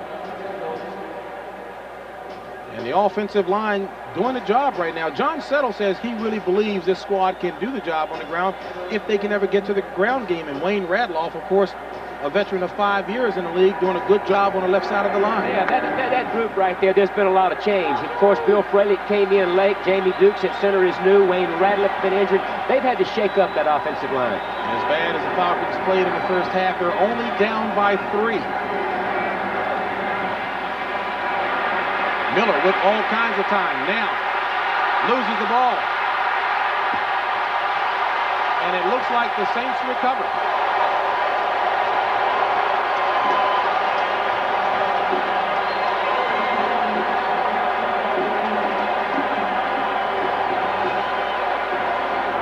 Big Wayne Martin recovers the fumble for the Saints. Well, this is just a really bad decision. This is a really young player's mistake that he'll hopefully learn for. Watch his feet start jumping around right here.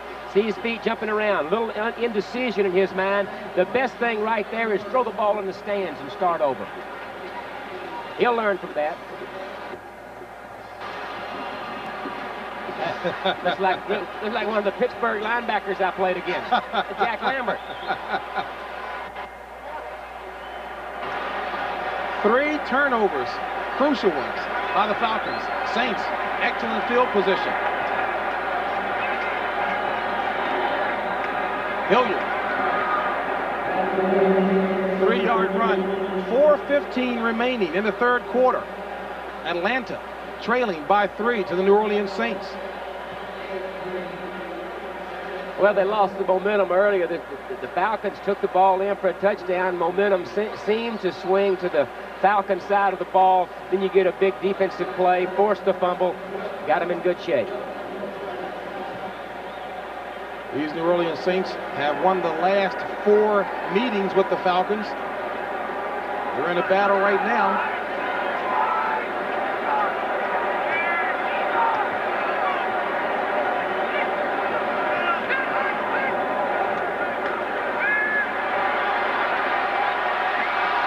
Overthrows Hobie Brenner, the intended receiver. Will bring up a 3rd and 7. Robert Moore on the coverage.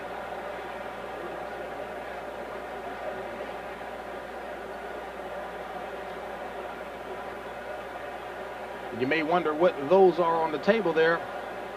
Photographs from the press box of the Atlanta defense. As a matter of fact, the Saints coaching staff takes 2 pictures per play, what the defense looks like at the start and at the snap.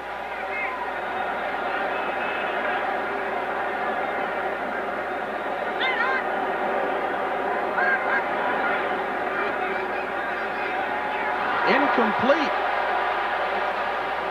as Eric Martin almost had his head taken off by Charles Demery.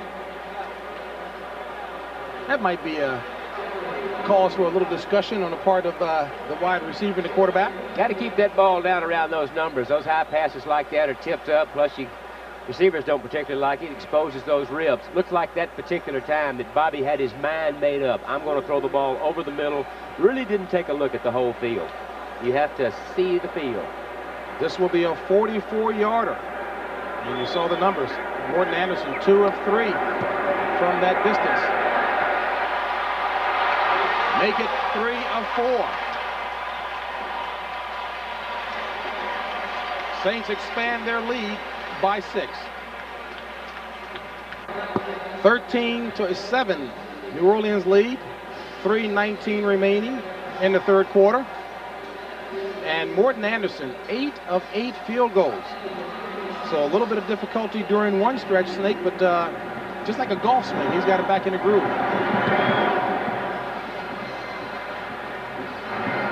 Prime time from the 4.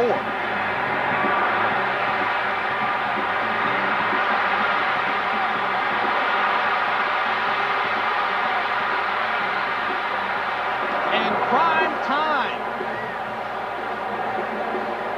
showing why the nickname. 71 yards.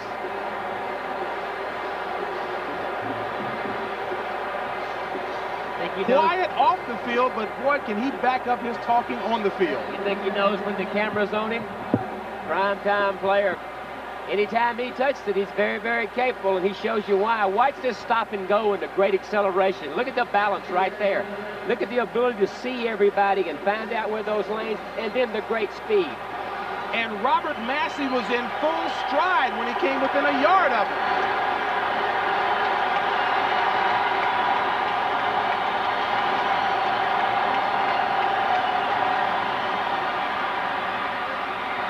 Complete to Dixon. Ricky Jackson on the tackle. 5-yard pass play. Good way to offset a lot of that pass rush from the outside. Swilling and Jackson is to take those 3-step drops, get the ball going quickly on the short little routes as they did there. Having played with the Raiders, you can appreciate the cockiness of a guy like a Deion Sanders. Well, as long as you back it up, and he certainly backs it up. He talks a good game and goes out and returns punts for a touchdown, plays both corners, does it all. 2nd and 5.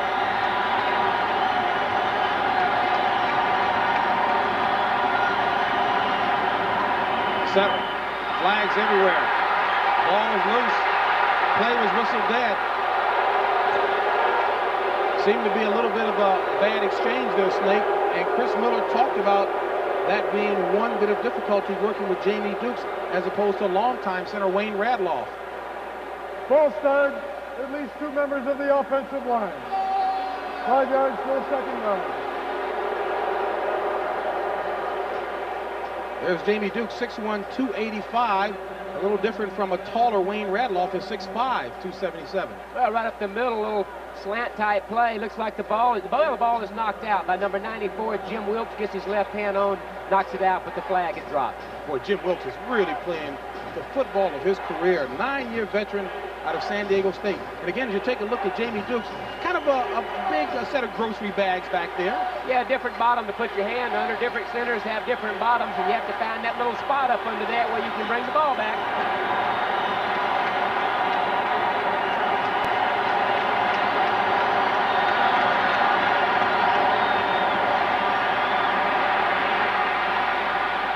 Settle.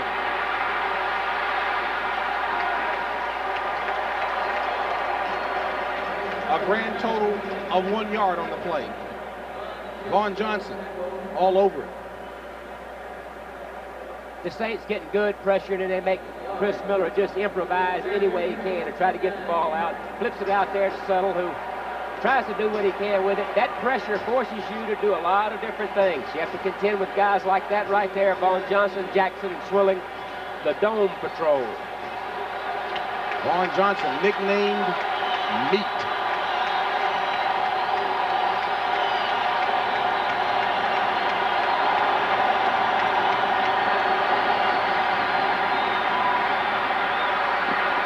Incomplete.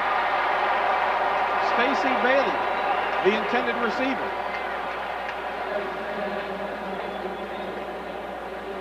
Had the matchup that they wanted. Stacey Bailey out on the rookie Robert Massey, ball thrown just a little bit too far outside. One thing you notice, they did get the good pass protection there in the long yardage situation. Paul McFadden will attempt a 41-yarder, and he is 0 of 3 from this distance. The holder will be Chris Miller.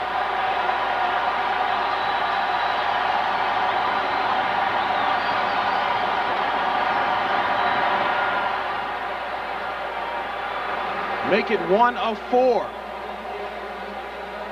So the Falcons draw back within 3. Score indicates why this has been a good rivalry. Atlanta coming off of a horrible first half, now back into the ball game, trailing 13-10. And Kenny Stabler, of course, was commenting about how, again, you never know, first half to second half, 2 different ball games. Yeah, every half is a separate entity, and you have to go out and reestablish the things that you did in the first half in the second.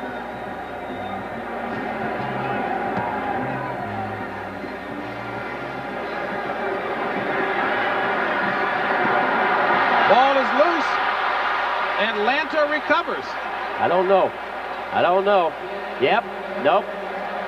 Well, they point as if it was recovered. Gene Atkins lost the handle on that one. And was he that quick to get back in there and recover? I think he's just happy that ball popped right back to him. Watch this. They really dodged one right here. They've got the return set up. You see John Tice, 82, breaks outside right there. And then here comes the fumble right here. And that ball takes a bounce that is just absolutely perfect. Bounced right under Gene Atkins' stomach. Design play. Way you draw it up. 1st and 10 from the 33.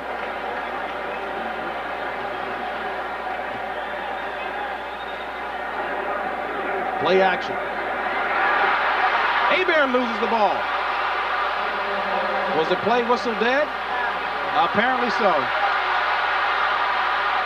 Can't tell it by them.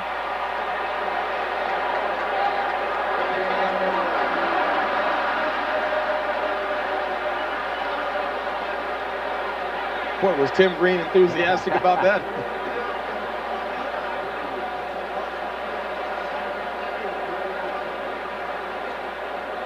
Well, Hebert's little play fake in there to Hayward. He's going to try to find Hayward and get it to him. The ball's knocked loose. Now, if you don't think that little thing doesn't draw a crowd, watch this little exchange right here. There it goes. Everybody taking a shot at it like it's the last biscuit on the table. Yo. The last biscuit on the table. 2nd and 14. Hilliard. Dalton Hilliard with a magnificent run. Snake in very tight quarters. He picks up 9 yards.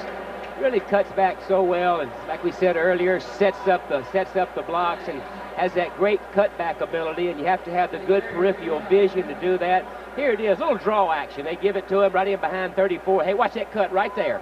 Good cut right there. Then that strong leg drive, picking those knees up. As the clock continues down with 47 seconds remaining in the 3rd.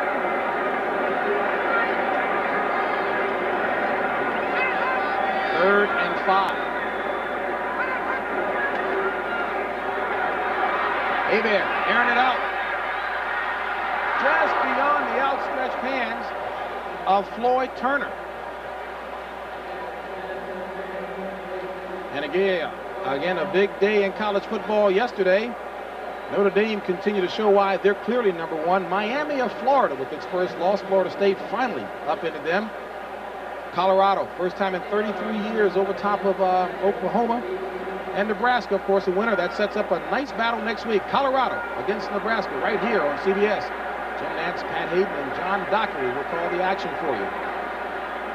Saints, Tommy Barnhart will punt. And the electrifying one, Deion Sanders, back.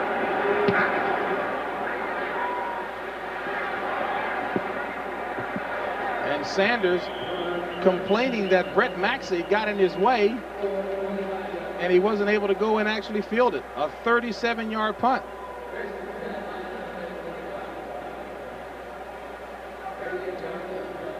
He's trying to make the catch, and he's going to complain a little bit. He didn't have really room to make the play, and he doesn't have a complaint there. Nice coverage by Brett Maxey. Hey, but Sanders wants to run. Wants to go with it.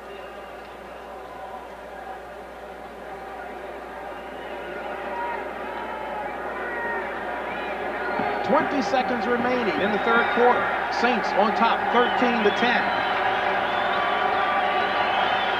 Gene Lang to the bottom of your screen, settled the lone back.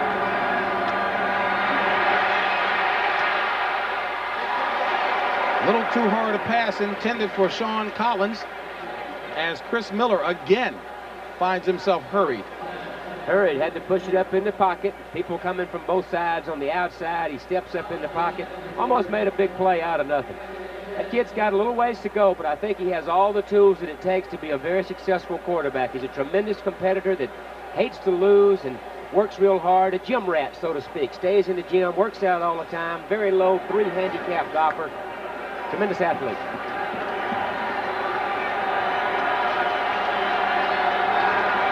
"15 seconds remaining in the third. On second down. Miller complete to Ron Heller for the first down. Gene Atkins on the tackle.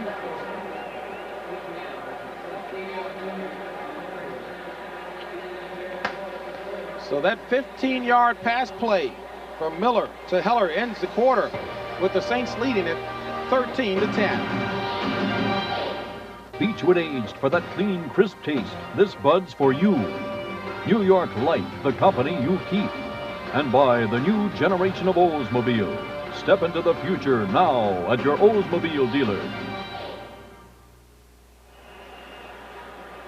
After only 4 total yards in the first half, Atlanta has come up with 91 yards in the third quarter. Now trail by only 3. And you take a look at the scoring by quarters. Got us a ball game here. 1st and 10 for the Falcons to open up the final stanza. And Miller complete to Floyd Dixon for the first down.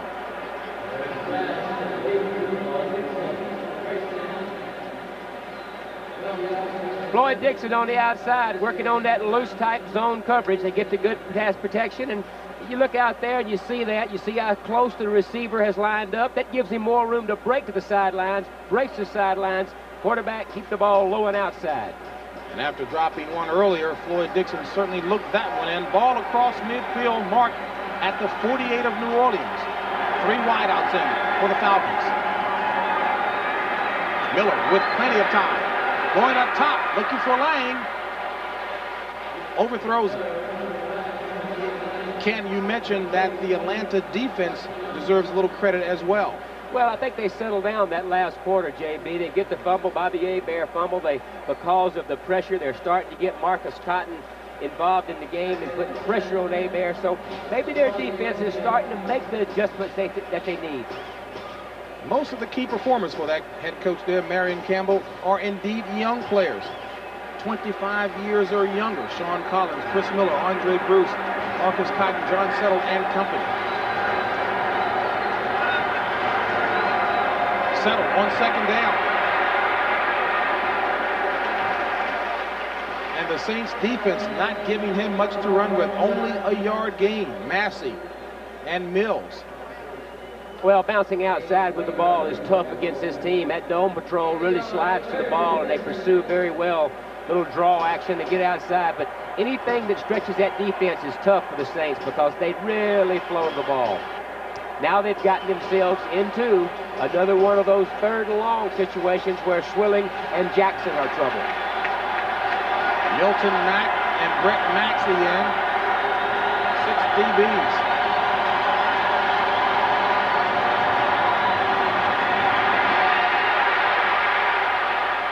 And Miller lucky just to get it away as Ricky Jackson had a conversation with Pat Swilling and said, "I'll meet you at the quarterback." That's what happens when you get in those third and longs. Is they put those two guys down, they put Ricky Jackson up, Swilling down, and they meet at the quarterback.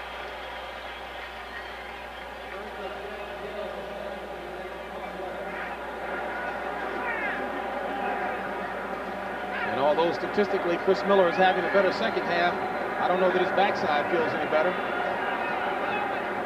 Scott Fulhagen to punt for the Falcons. Lonzel Hill back for the Saints. Hill from the 15. And the special teams does the job. 32-yard punt, only an 8-yard return. Two different ball games indeed for the Atlanta Falcons, first half to second half. Only 4 total yards, much better in the second half, and Neon Dion electrified them with that return. Well, you get those kind of punt returns, and that's what he does for you. You know, he can give you the field position that you need to get in. They get the ball down there. They come away with 3 points. Earlier, they got the ball out at midfield, and from there, they get a touchdown. So, field position awfully important. Saints coaching staff talked about how last week a lot of pressure put on Jim Everett. They had to do the same thing today with Chris Miller. I think they've accomplished that. I think so.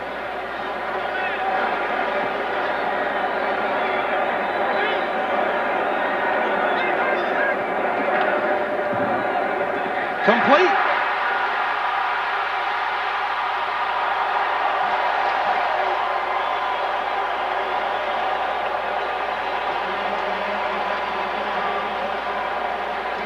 Eric Martin down to the 35 of Atlanta.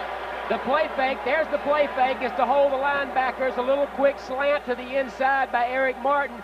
Breaks a tackle, breaks Demery's tackle. Then it takes the speed of Neon Sanders to run him down. 39-yard pass play.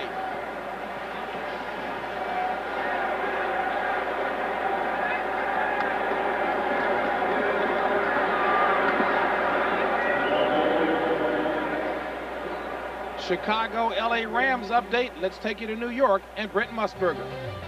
And JB, it is Brad Muster, the Bear fullback, from a yard out. Some say he'd make a tight end, but he looks like a pretty good fullback there. Let's send it back to JB.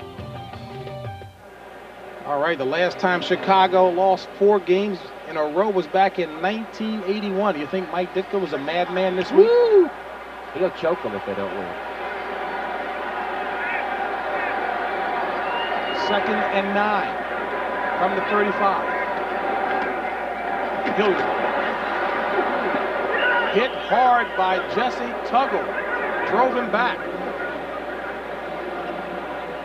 after a 5-yard gain.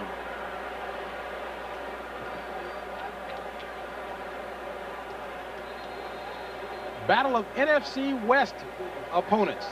New Orleans and Atlanta. James Brown along with Ken Stabler. And Atlanta certainly has put together a better second half. The heat defensively by the Saints is still on them, but the Falcons only trail by 3.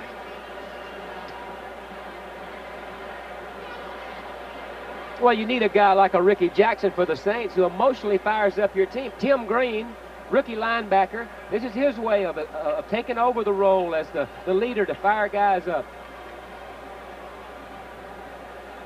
And Marion Campbell certainly likes what he sees there, and if Tim Green will be the guy to fire him up emotionally, then hey, so be it.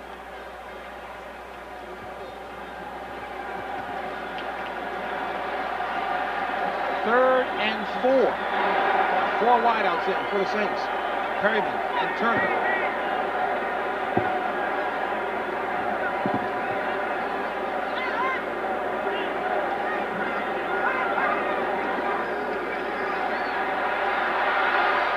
Complete to Hill.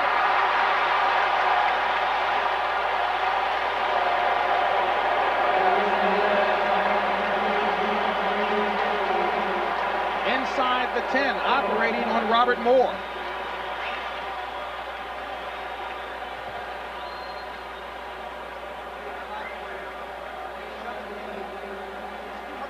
Lonzell Hill in the slot is going to come down and run an in route. Takes a little while to develop, so you have to have the pass protection. Bobby Hebert gets the pass protection, throws a strike, and they're down in there. Ball is marked at the 10, so it'll be first and goal from the 10.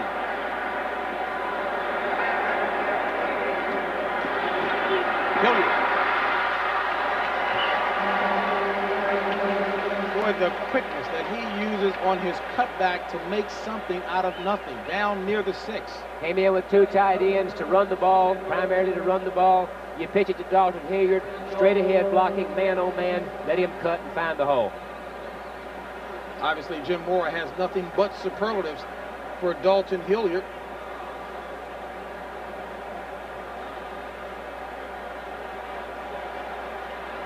You think New Orleans has been productive in the scoring territory? Well, that's where it counts. You got to get it in down here. And all 12, as indicated, were touchdowns.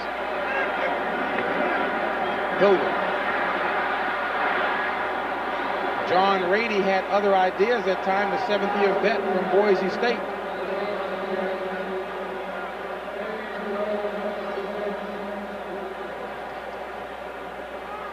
Almost the same type play as before. They string it out well. They pitch the ball to, well, they hand the ball to Dalton Hilliard. He tries to find the place to cut back. Nowhere to go. John Rady, 59, 58, Tuggle, and 99, Tim Green. And boy, Green is definitely staying enthusiastic. I told him that was very un-lawyer-like on his part.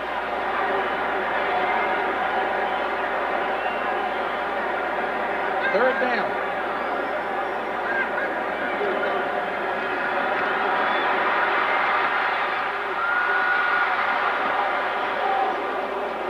Hebert's pass nearly picked off by Evan Cooper.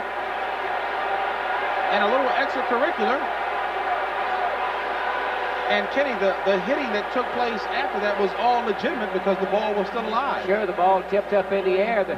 Almost a mistake on the Hebert's part of trying to force that in there, and you take points off the board with the turnover down here. Trapillo, a 6'5", 281, was turning around asking, who wants me? Well, right here, Bobby's in trouble back in the pocket with people all around him and gets rid of the ball. Number 22, Demery, gets a hand on it, and then it's just a free-for-all. Well, there's the reason why. Trapillo comes in and says, how are you doing today? But you notice, all the DBs, all they could do is basically chatter. Just chatter, grab a jersey, and get out of the way. 23-yard field goal attempt by Morton Anderson. And, folks, that was not a smooth bit of execution on a part of that field goal attempt. The holder was John Forcade. The center was Joel Hilgenberg. Well, watch the hole. Watch the hole right here. The timing is so important and so critical to this. It's a good snap, but the ball is not handled cleanly. It's laid down and then picked up, and the laces are away. The timing has to be much, much better in order to have a good field goal. Offensive march by the Saints came up empty-handed, but that line is back to work over there, and this is what they're looking at in the huddle there. Those pictures that I was telling you about, 2 pictures taking every defensive play. Paul Boudreau, offensive line coach, going over with alignments with the offensive lineman. Jones, the ball carrier. And I guess just to elaborate on that, maybe the obvious, those pictures help Paul Boudreau in determining what?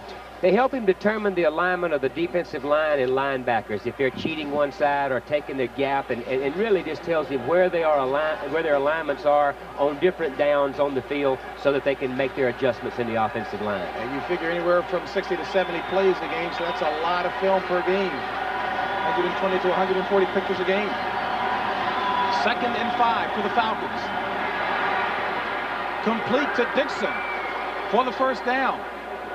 Robert Massey runs him out of bounds near the 35. Well, everybody has picked on the Saints corners. They picked on Toy Cook and Milton Mack and the rookie, of course, Robert Massey. No exception here. They look out, see the loose coverage, take the out.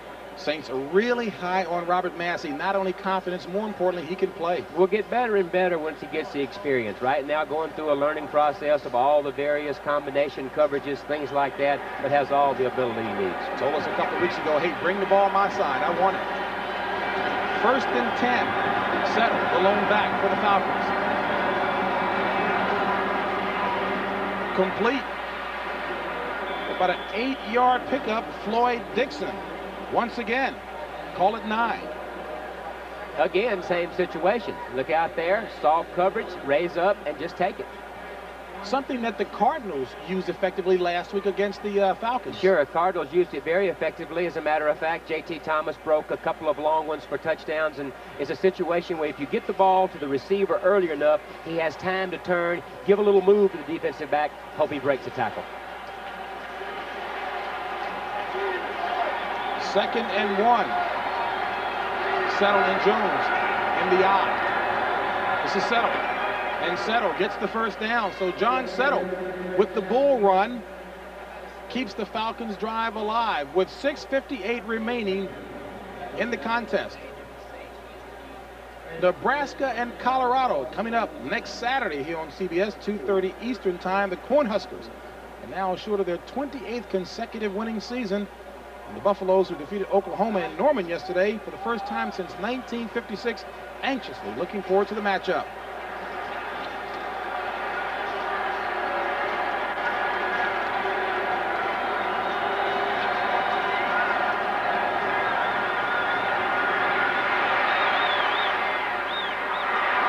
Incomplete to Sean Collins. Robert Massey right on top of him.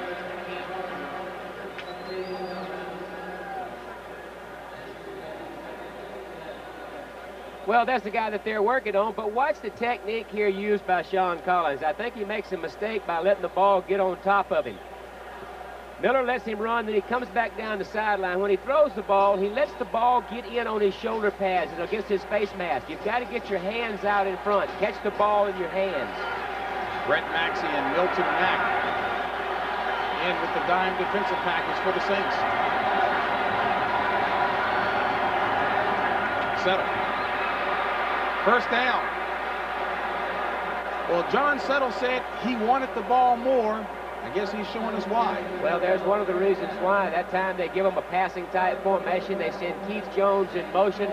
Looks even more like a passing situation. And you pop Tuttle up in there with a quick hitter. John Settle, 10 carries for 34 yards. And keep in mind, coming up next, a strong one, the Philadelphia Eagles against the Denver Broncos. Boy, Denver went from being a quick finesse defensive team to a big, strong one. Yeah, new defensive coordinator Wade Phillips, as we said earlier, has gone to a bigger, stronger, more aggressive type of defense. And the clock ticking away, 5:37 remaining in the contest. Atlanta trailing by 3. Jackson, complete to Settle. Robert Massey runs him out of bounds. And you can get your backs involved in the passing game when you are able to run the ball a little bit. Here, watch this. They come out, fake the run, which has been successful, and then settle, the good pass receiving fullback into the flats. No, Settle was rather subtle on that play. Settle with a settle catch or settle with a subtle catch? We'll buy either one. 4-yard gain on the play is the net result. Brings up a 2nd and 6. Ball at the 36.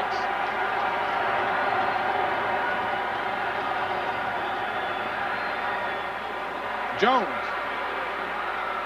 dives near the first down mark. Well, we've got another update on that Rams-Bears game. Let's go back to New York and Brent. JB, here's a player that fans of the New Orleans Saints remember from his days at LSU. Wendell Davis makes a great catch, sets up a touchdown run by Harbaugh, and the Bears are starting to pull away 17-3. Back to JB. 17-3 Bears. You know, I would love to have been a fly on the wall all week long listening to Dick motivate his players. I bet you part of that conversation was X-rated. Perhaps the majority of it.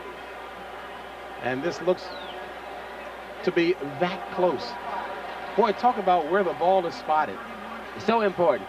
Short yardage situations, that spot is all important. Well, speaking of the ball might be a little longer if Dave Waymer has his way with the new commissioner. Yeah, there's a shot of the ball right now. Dave Waymer says they're going to have to lengthen the ball to get Paul Tagliabue's name across it. Position 65. Of course, Pete Rozell's name is on there now. Waymer said Tagliabue. Yeah, that's a long ball. Here's Davey Waymer. Played with him when I was here. He's got a nice little farm in the Carolinas. Nice guy. Mr. Emotional as well. 3rd and inches.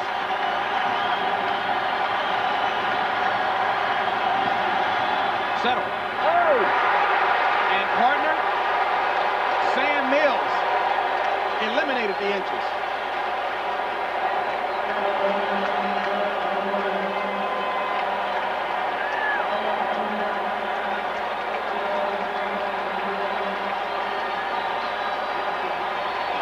Well, there are people that said that Sam Mills was too short to play. He's only 5'8", 5'9", but hits like a much, much bigger player. Mills at 5'9", 225, Settle at 5'9", 210. A 48-yard field goal attempt by Paul McFadden.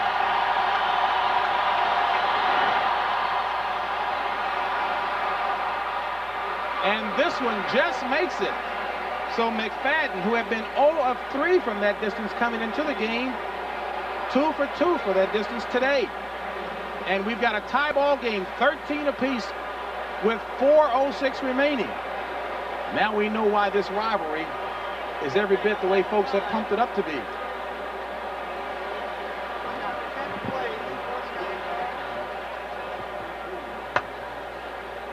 The Bear back into action on this drive coming up. And don't forget what should be a very nice contest coming up next. The Philadelphia Eagles taking on the Denver Broncos. Of course, Philadelphia, Buddy Ryan really has the Eagles playing well. Talk about a defensive front 7. Very good defensive front 7, and it's always fun to watch Randall Cunningham run around back there and work his magic. Mike Quick, outstanding wide receiver. Isn't that interesting? We talk more about the defense of those two squads, and of course they've got Cunningham and Elway. 1st and 10. Hebert back to pass. Going up for Martin. He's got him.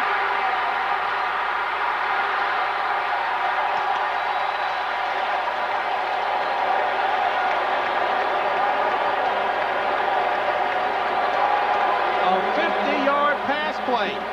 Hebert to Eric Martin. Eric Martin just going to give it a little corner route. The mistake is made by Demery, number 22. Demery goes for the interception. Here he comes in. There's the break. Back to the corner. Well thrown. Goes for the interception. And if you don't make it, you're in trouble.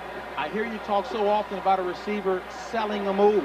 That's exactly right. Give him that good inside move. Make Demery respect the inside. Break it off. Hayward. Down near the 20. 4-yard run by Ironhead. And the clock continues to tick. 3:37 remaining in the contest. Well, from a quarterback standpoint, if you're Bobby Hebert, it's one thing you have to keep in your mind. Of course, you want to get the game down to the 2 minutes. But you do not want to force anything down here because you have the ability right now to maybe win the game with a field goal if you can get the clock down. So always have in the back of your mind as a quarterback, don't force anything. Don't throw the interception.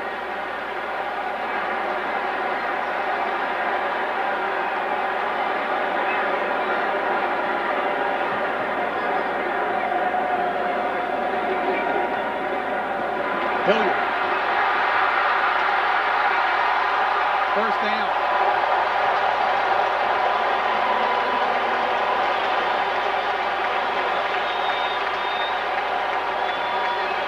Boy, what a weapon. Well, no indecision here. Watch Dalton Hilliard. Once he sees the lane he wants to run in. Right there. No hesitation. Just turn it on. Use that leg drive and that straight. As you can take a look at Hilliard limping slightly, bruised that knee in the first half. His numbers you see there, 22 rushes, 88 yards. Look at the legs and the calves on that guy right there. Strong, strong legs. I asked to borrow them when I'm heading to the beach this summer. Would look a little funny on me.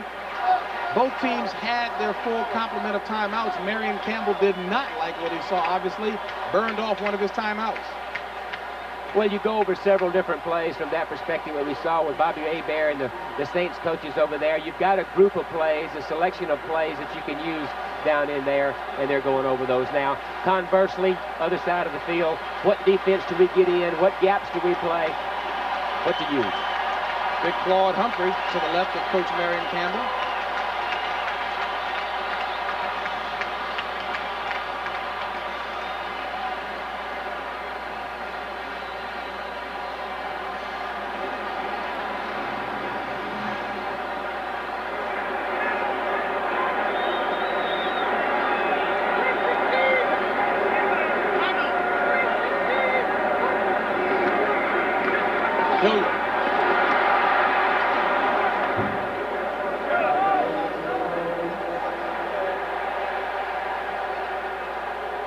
Well, they're staying at home pretty well. He has that great cutback ability. They string it out on one side, but stay at home on the other side.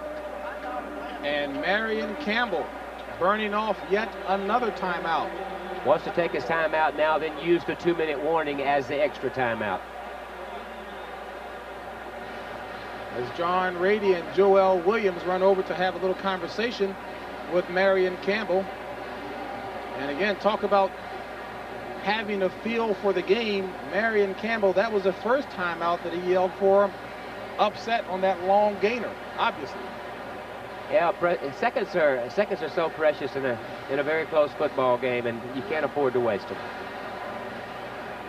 Well, you certainly can't knock him for not having his troops fired up in the second half, because they certainly have come out and made this a ball game in the second half. Didn't play very well last week against the Phoenix Cardinals and didn't show much emotion, didn't like the way that they played, blasted a bunch of them this past week for not playing with a little bit more emotion, and said that more of those guys needed to make football a priority. It takes a lot for Campbell to blast you, because he's known as a kind of a player's coach, a veteran's coach at that, because he's such an easygoing guy.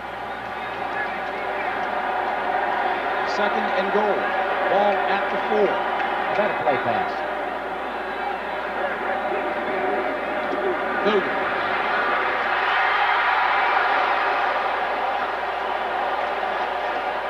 Close, but not there.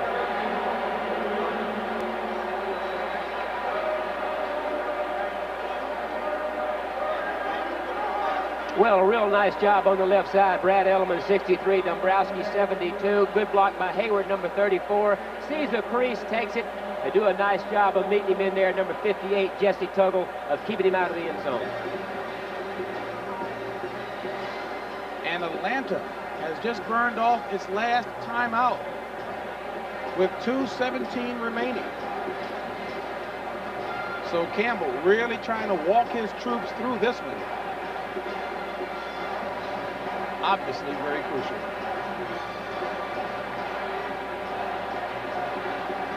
Snake, I guess you have to also like the kind of gumption that Dalton Hilliard is showing. Bruised the knee, sat out a good portion of plays, but in there when it counts and still running hard and effectively. And the thing you like is that your players at the skill positions have to make the big plays when the game is on the line. Bobby Hebert makes a very nice completion to Eric Martin, halfway up the field for a big gainer. Then they get Dalton Hilliard, a big play at the specialty positions. He makes a big play. Your great players have to make great plays. Dalton Hilliard with 24 carries for 88 yards, one carry away from his career high, and that came against these same Atlanta Falcons.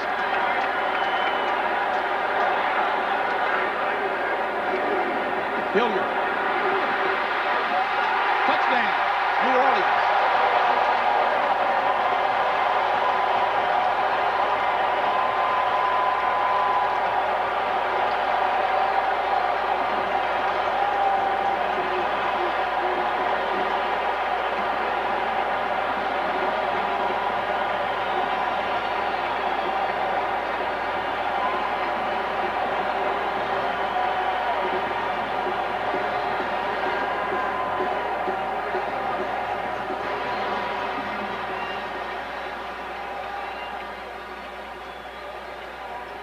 Second touchdown of the afternoon for Dalton Hilliard.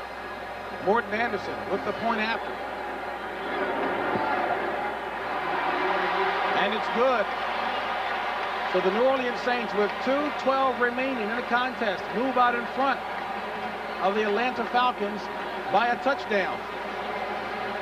Well, a very nice block by Trapillo, the right guard. Trapillo's going to pull out, kick out. There he comes. And then watch this great cutback ability we've been talking about. Right there. Stops, cuts back behind Trapillo. Touchdown. The Dalton Hilliard Show. Here's a low angle of it. Same thing. Here comes Trapillo, 65, pulling out. There he is. He cuts up in the hole, and there's that cutback ability. Stop. Nice shot, guys. Hilliard had his first 3-touchdown afternoon against the Rams last week. He's one shy of that today.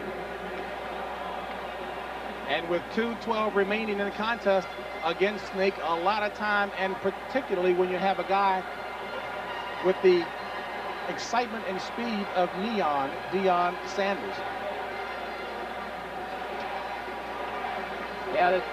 That's exactly right. Field position becomes awfully important. Sanders is the guy that can give you the field position. We have to remember that they used all of their timeouts to try to stop that last drive by the Saints, so Chris Miller will have to be very aware of that, use the sidelines. If you take a look at Deion Sanders in the end zone for the Falcons, he's actually clapping and cheering the fans on. I think he likes it. He loves it. He loves this stage. Morton Anderson gets it away. This one will come to Sanders at the 11.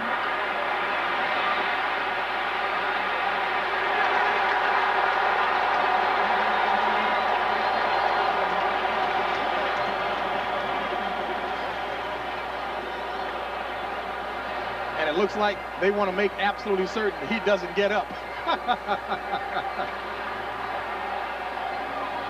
Now, if you judge by Dave Waymer, he's saying that the ball came loose and maybe the Saints have recovered. We'll wait and see.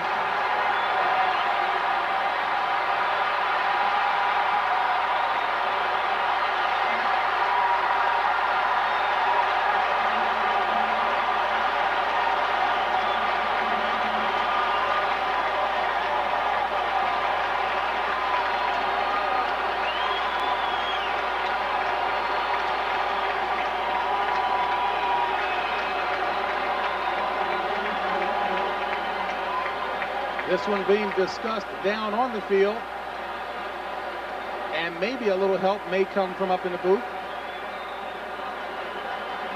Snake, that's the only trouble with doing a little bit of showboating, is when it comes back to haunt you. That's exactly right.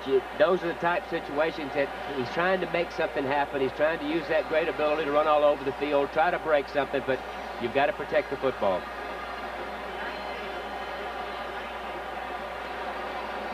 Looked like Walter Johnson from Louisiana Tech knocked the ball loose.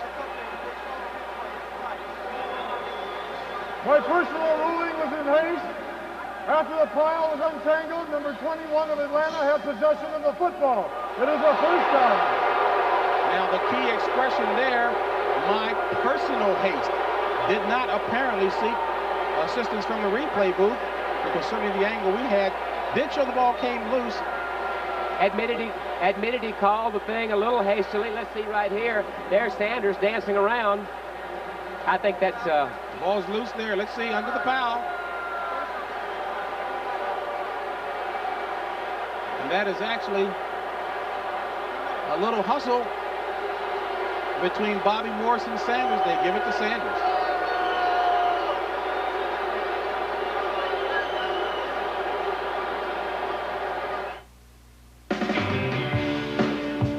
Nickel seats getting a good game down on field. The first half that belonged to New Orleans, a back and forth second half, and we've got a contest. Atlanta gets a break, recovering a Deion Sanders fumble, ball marked at their own 20. Well, coming out right here, the quarterback has to think, I don't have any more timeouts, I've got to use the sideline. What defense am I going to face? Probably a real deep prevent type zone. And Chris Miller turns to Gordon McCarter saying, I can't hear. I want you to help me out with the crowd. Saints players, of course, are arguing, hey, we jumped because he was going into the snap mode. And there is a flag on the near side. And McCarter and crew really getting the workout down the home stretch here. I have asked the defense to assist in quelling crowd noise. There is no flag. There is no false start. Thank you for your cooperation. Now, this was one of the stadiums that, of course, officials were concerned about preseason because of the noise here. We haven't seen that being much of a problem throughout this season, the first 7 games. It really hasn't been. I think that they've instituted the rule of getting the defense to help calm down the crowd noise, and I think that's worked. I think the fans are very knowledgeable. They understand the importance of taking away timeouts and things like that. Now, do you think that chatterboxes like Dave Waymer and Ricky Jackson actually want to hear that crowd quiet? We've come prepared. We have our own sound meter. What do you call that thing? Decibel meter. I see. What do you think the loudest noise would be? My children's bedroom is pretty rough.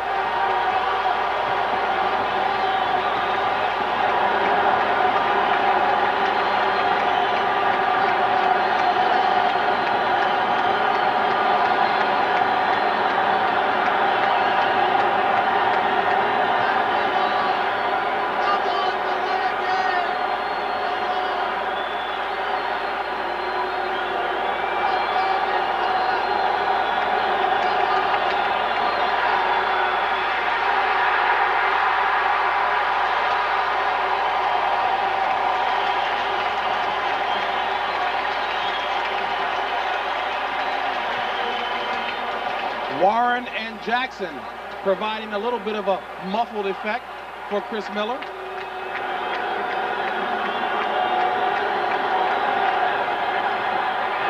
Settled. Wrapped up.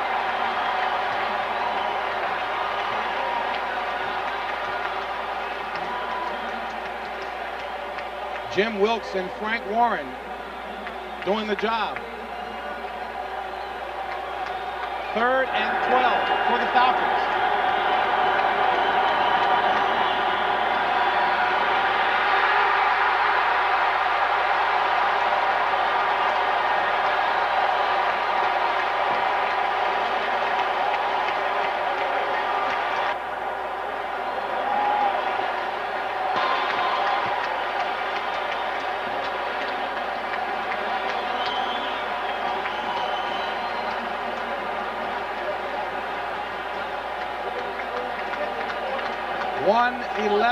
Left in the game. 4th down for the Falcons.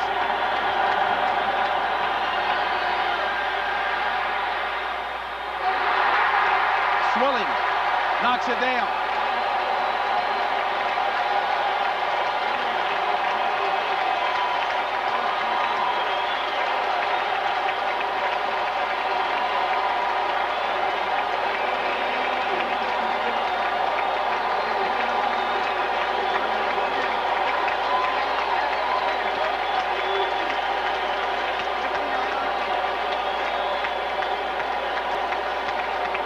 Marion Campbell knows great defense when he sees it, Snake.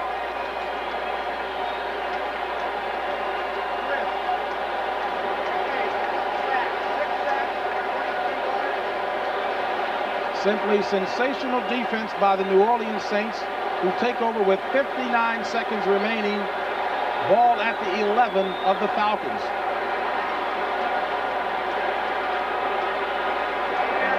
And you call that?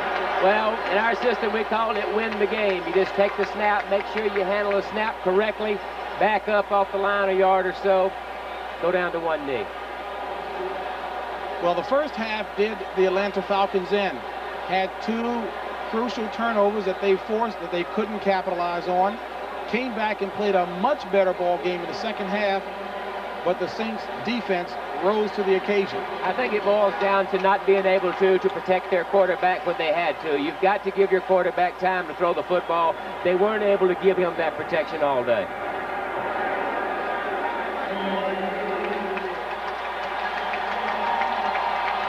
So the New Orleans Saints make it 5 in a row over the Atlanta Falcons. The Falcons lose their 7th road game. The Saints improve their record to 4-4. Marion Campbell and the Falcons drop to 2-6. Once again, our final score is New Orleans 20, Atlanta 13. For Ken Stabler, this is James Brown saying so long from the Superdome in New Orleans. CBS Sports, the National Football League will continue after this word from your local station.